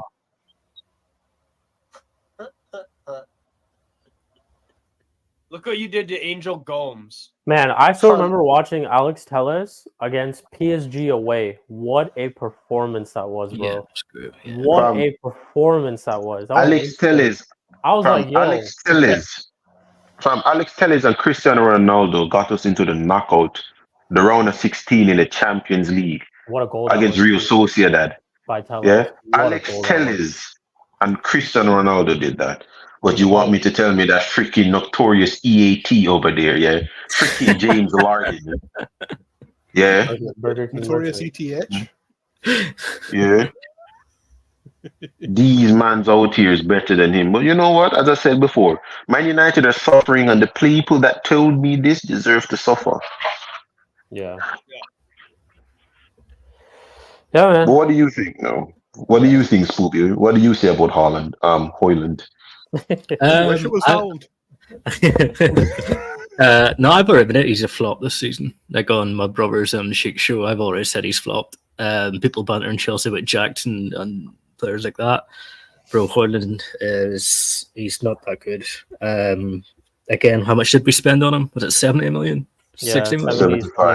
75 million. Yeah, so again, I don't know why United fans are trying to back this guy. He's got more acne, like spots and goals. I'm tired of having him in this team. If we got rid of him, I wouldn't care. It's not that good. So I'd give him a 1. Give him a 1. Yeah, and people want to bring up, look at how many Jackson. times Hoyland's. Not even Jackson. Like, look at how many times Hoyland's been given service, this and that. Just I don't care about all that shit, man. Look, when he's on the ball, time I hear that, whenever he gets the ball, he doesn't do jack shit. Seriously. Every time I hear that, look at what service Hoyland is getting. That was not an excuse for Martial. That was never an excuse for Anthony Martial. Yeah. How many service? You never use that as an excuse. Do you want to know what a good striker does? A good striker makes goal. Do you know how many times when we signed Zlatan in that season, Zlatan used to score goals out of nothing? Yep. Yeah. Yeah. Do you know how many times Mason Greenwood would got the ball and just made a goal out of nothing? Yeah. Do you know right what actual Yep. Man. What class strikers do, or what class players do, is that they make something out of nothing. Look at the goal that Odegaard made for Arsenal against Bayern. Who else do you think does what Odegaard did at that moment for Trossard? Who do you think would have done that? He got the ball and just said, you know what? Trossard's right there, and just plays that perfect pass. Class players make goals out of nothing. Yep. If you're a striker and you just constantly need service to score, you're not a good striker. You're not a good striker. If you can't get the ball, go for it. Do you know that that's what Tevez used to do? Tevez was a striker, and Tevez was everywhere on that pitch for the ball. Tevez, there was a game. Who was it? Was it against Portsmouth? I watched Tevez run all the way to midfield to take the ball off of Paul Scholes and run back into attack. Gallo scored 5 goals for us, bro. Gallo. Thank you. Why did we even? You need to understand why this club sickens me. Understand that we stopped playing Igalo because the club didn't want to pay the appearance fee for him. If Igalo had made 15 appearances, we'd have to pay the Chinese team $10 million. So Odion Igalo played 14 games and never played for us again. Yeah. And understand, in that 14 games, he had 9 starts, scored 5 goals, and had 3 assists. So in 14 games, he contributed to 8 goals. Yeah, I remember we were in Europa League that year, and he was crucial. He was crucial for us in the Europa League. He scored a couple of goals. Yeah, and we handicapped ourselves because we didn't want to pay the money. Yeah. Insane, man. Just makes no fucking sense. But it is what it is. Steve, we'll go to you. Hoyland and Kai Havertz.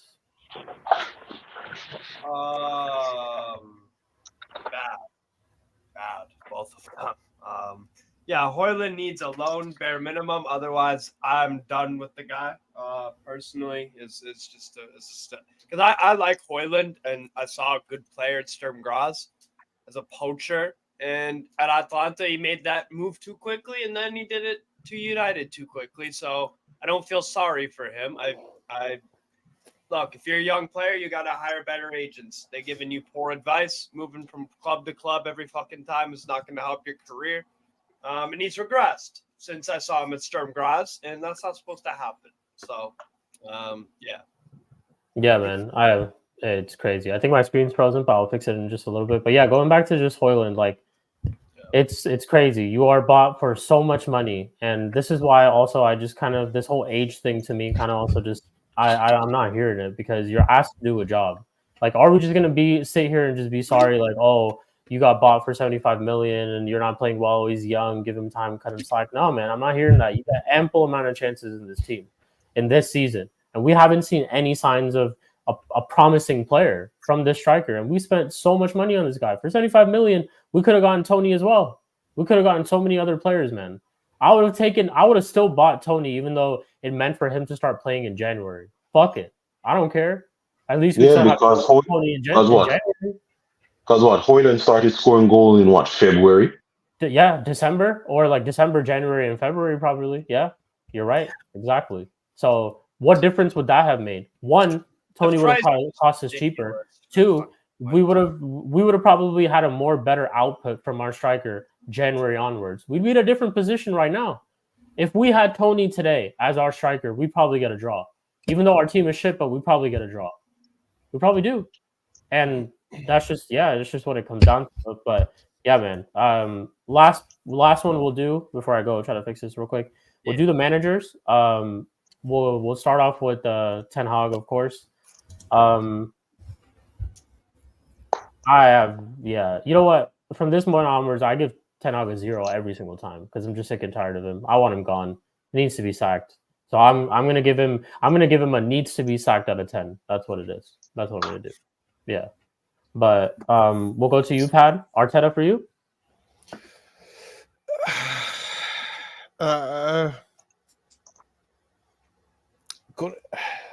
Gonna give him a flat 5. Got the win, but I feel substitutions could have been made sooner and more. I think he only made 2 subs in the game, and one of them was only because Saka got injured, if I'm correct. I think it was just Martinelli and Jesus that came on. No, he didn't. He brought Jorginho and Kiwior on as well, actually. I just feel he takes too long to make subs. I'll back Arteta to the hills until the end of the next season, but he's getting a flat 5 for me today. Got the win, but I feel like he could have done a bit more subs wise. Fair enough. All right. Kaneki. All right. So you want me to rate this Make-A-Wish Pep Guardiola? Okay. Yeah. Crazy, man. All right. So you sat down at this team and you realize you must have done enough research to know that McTominay has played centre back for majority of his career at Scotland, compared to Casemiro, who's only played a minimum of 40 games at centre back, and you chose to continuously to put Casemiro at centre back instead of Scott McTominay.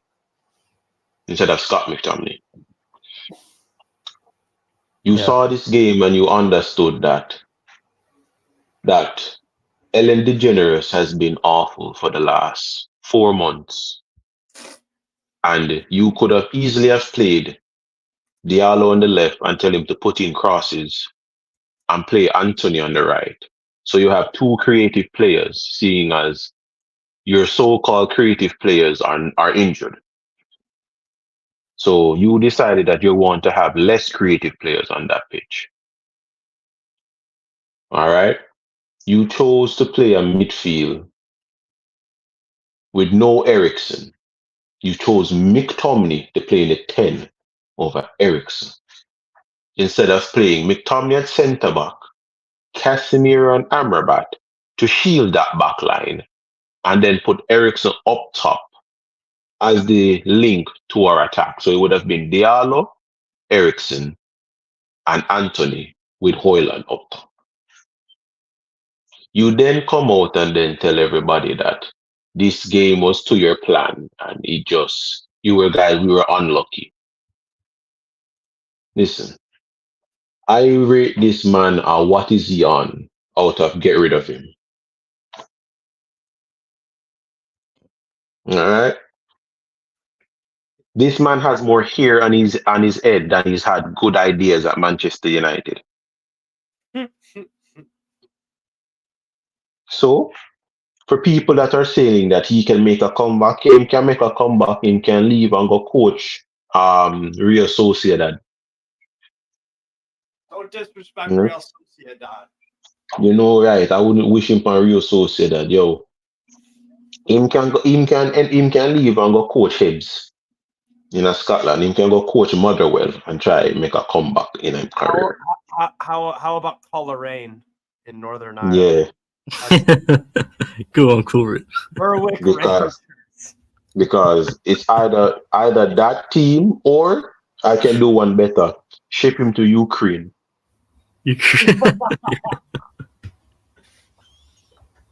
Maybe then him can learn how to make decisions under pressure. How do you go from Korean to Ukraine? I don't know, John. Nice set around me. Probably worse here than in Ukraine. Say it right. It's Coleraine. Coleraine. Coleraine.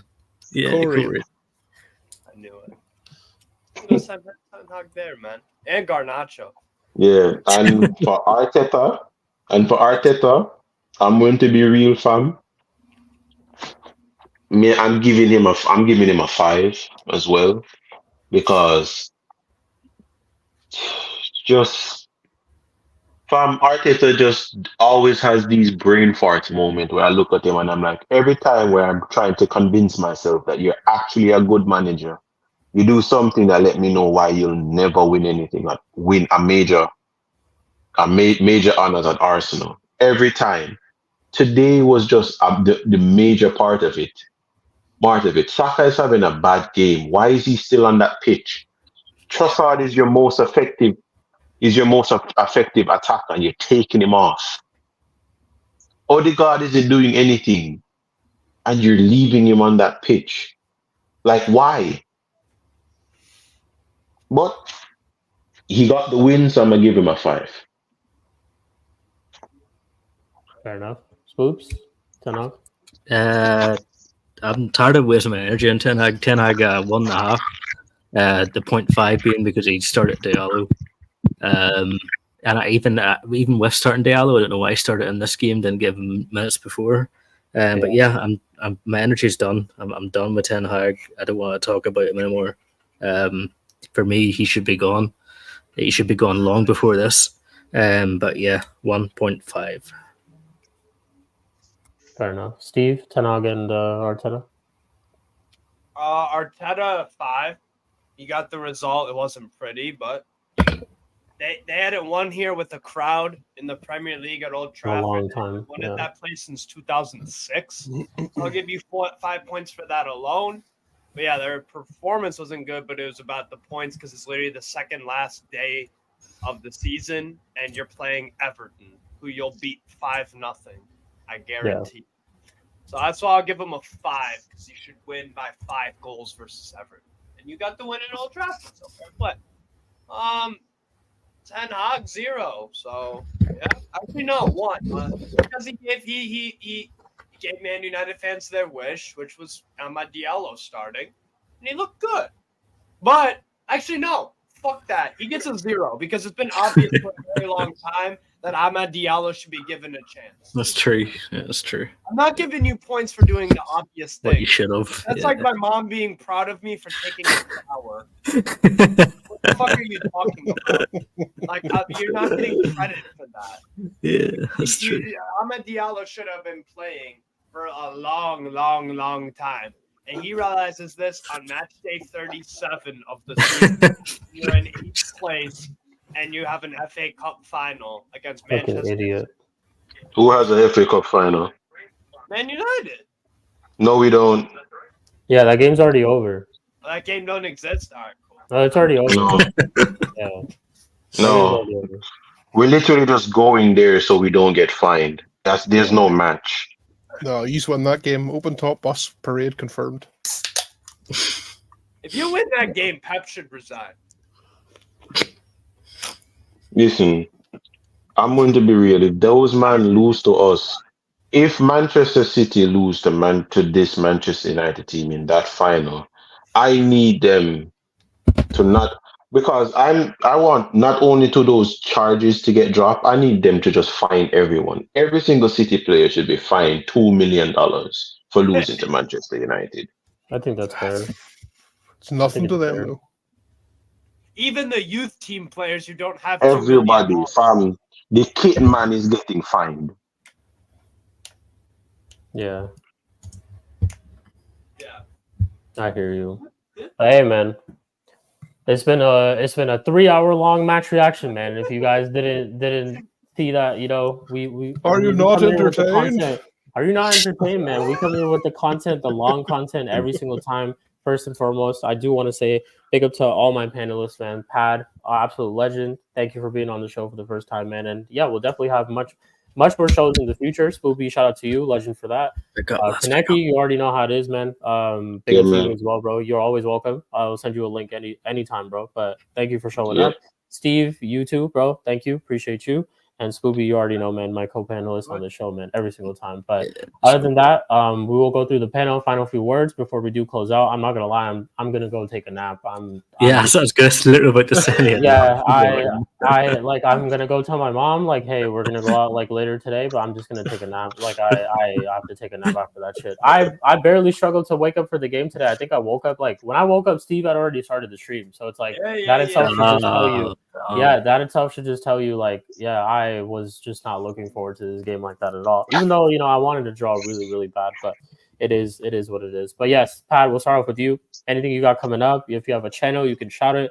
I'll also drop the link as well. Big up to Connor, man. CMO Sports. Big up to you, man. Hope you're doing well, Connor. Big up, Connor. But, yeah, Pat, shout yourself out, man. Thanks for having me on. I'm available whenever you need a non-biased Arsenal opinion, not like that Eli fraud over there. He's just, whoa! I'll always say how it is. Shots, man. You can catch me on twitch.tv/PadMC93 for those Fortnite W's. And, hey, there you go. Hey, drop the link. Streams. Drop it in the chat, Pat. Yeah, drop it in the chat. Hey, everyone, subscribe, man. Go ahead and follow Pat's Twitch channel. Just a follow would be lovely. I try to stream as much as I can at the minute. But yeah, just appreciate the invite on. And as I say, anytime you need a non-biased Arsenal opinion, I'm available. Get someone else. Oh, sorry, you're available.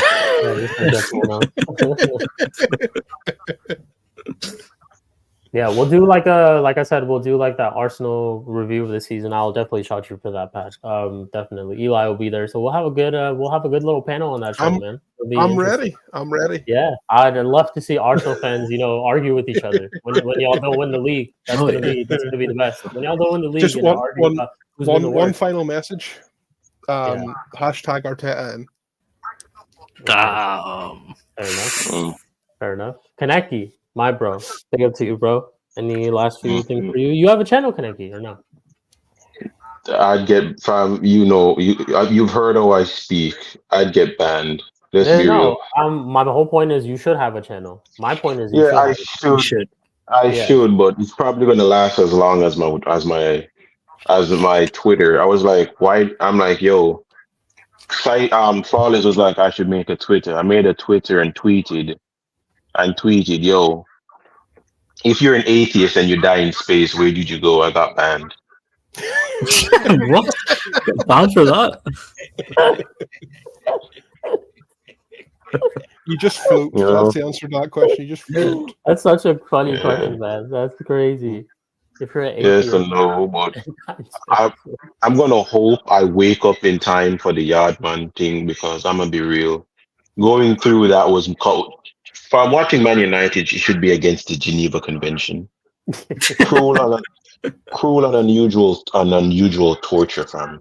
Bless up, So I'm gonna try and Kaneki, I enjoyed watching LA Fitness Goretzka stat go pad follow people. Go against follow. Wolfsburg more than I did watching that Man United game, and I'm not a Man United fan.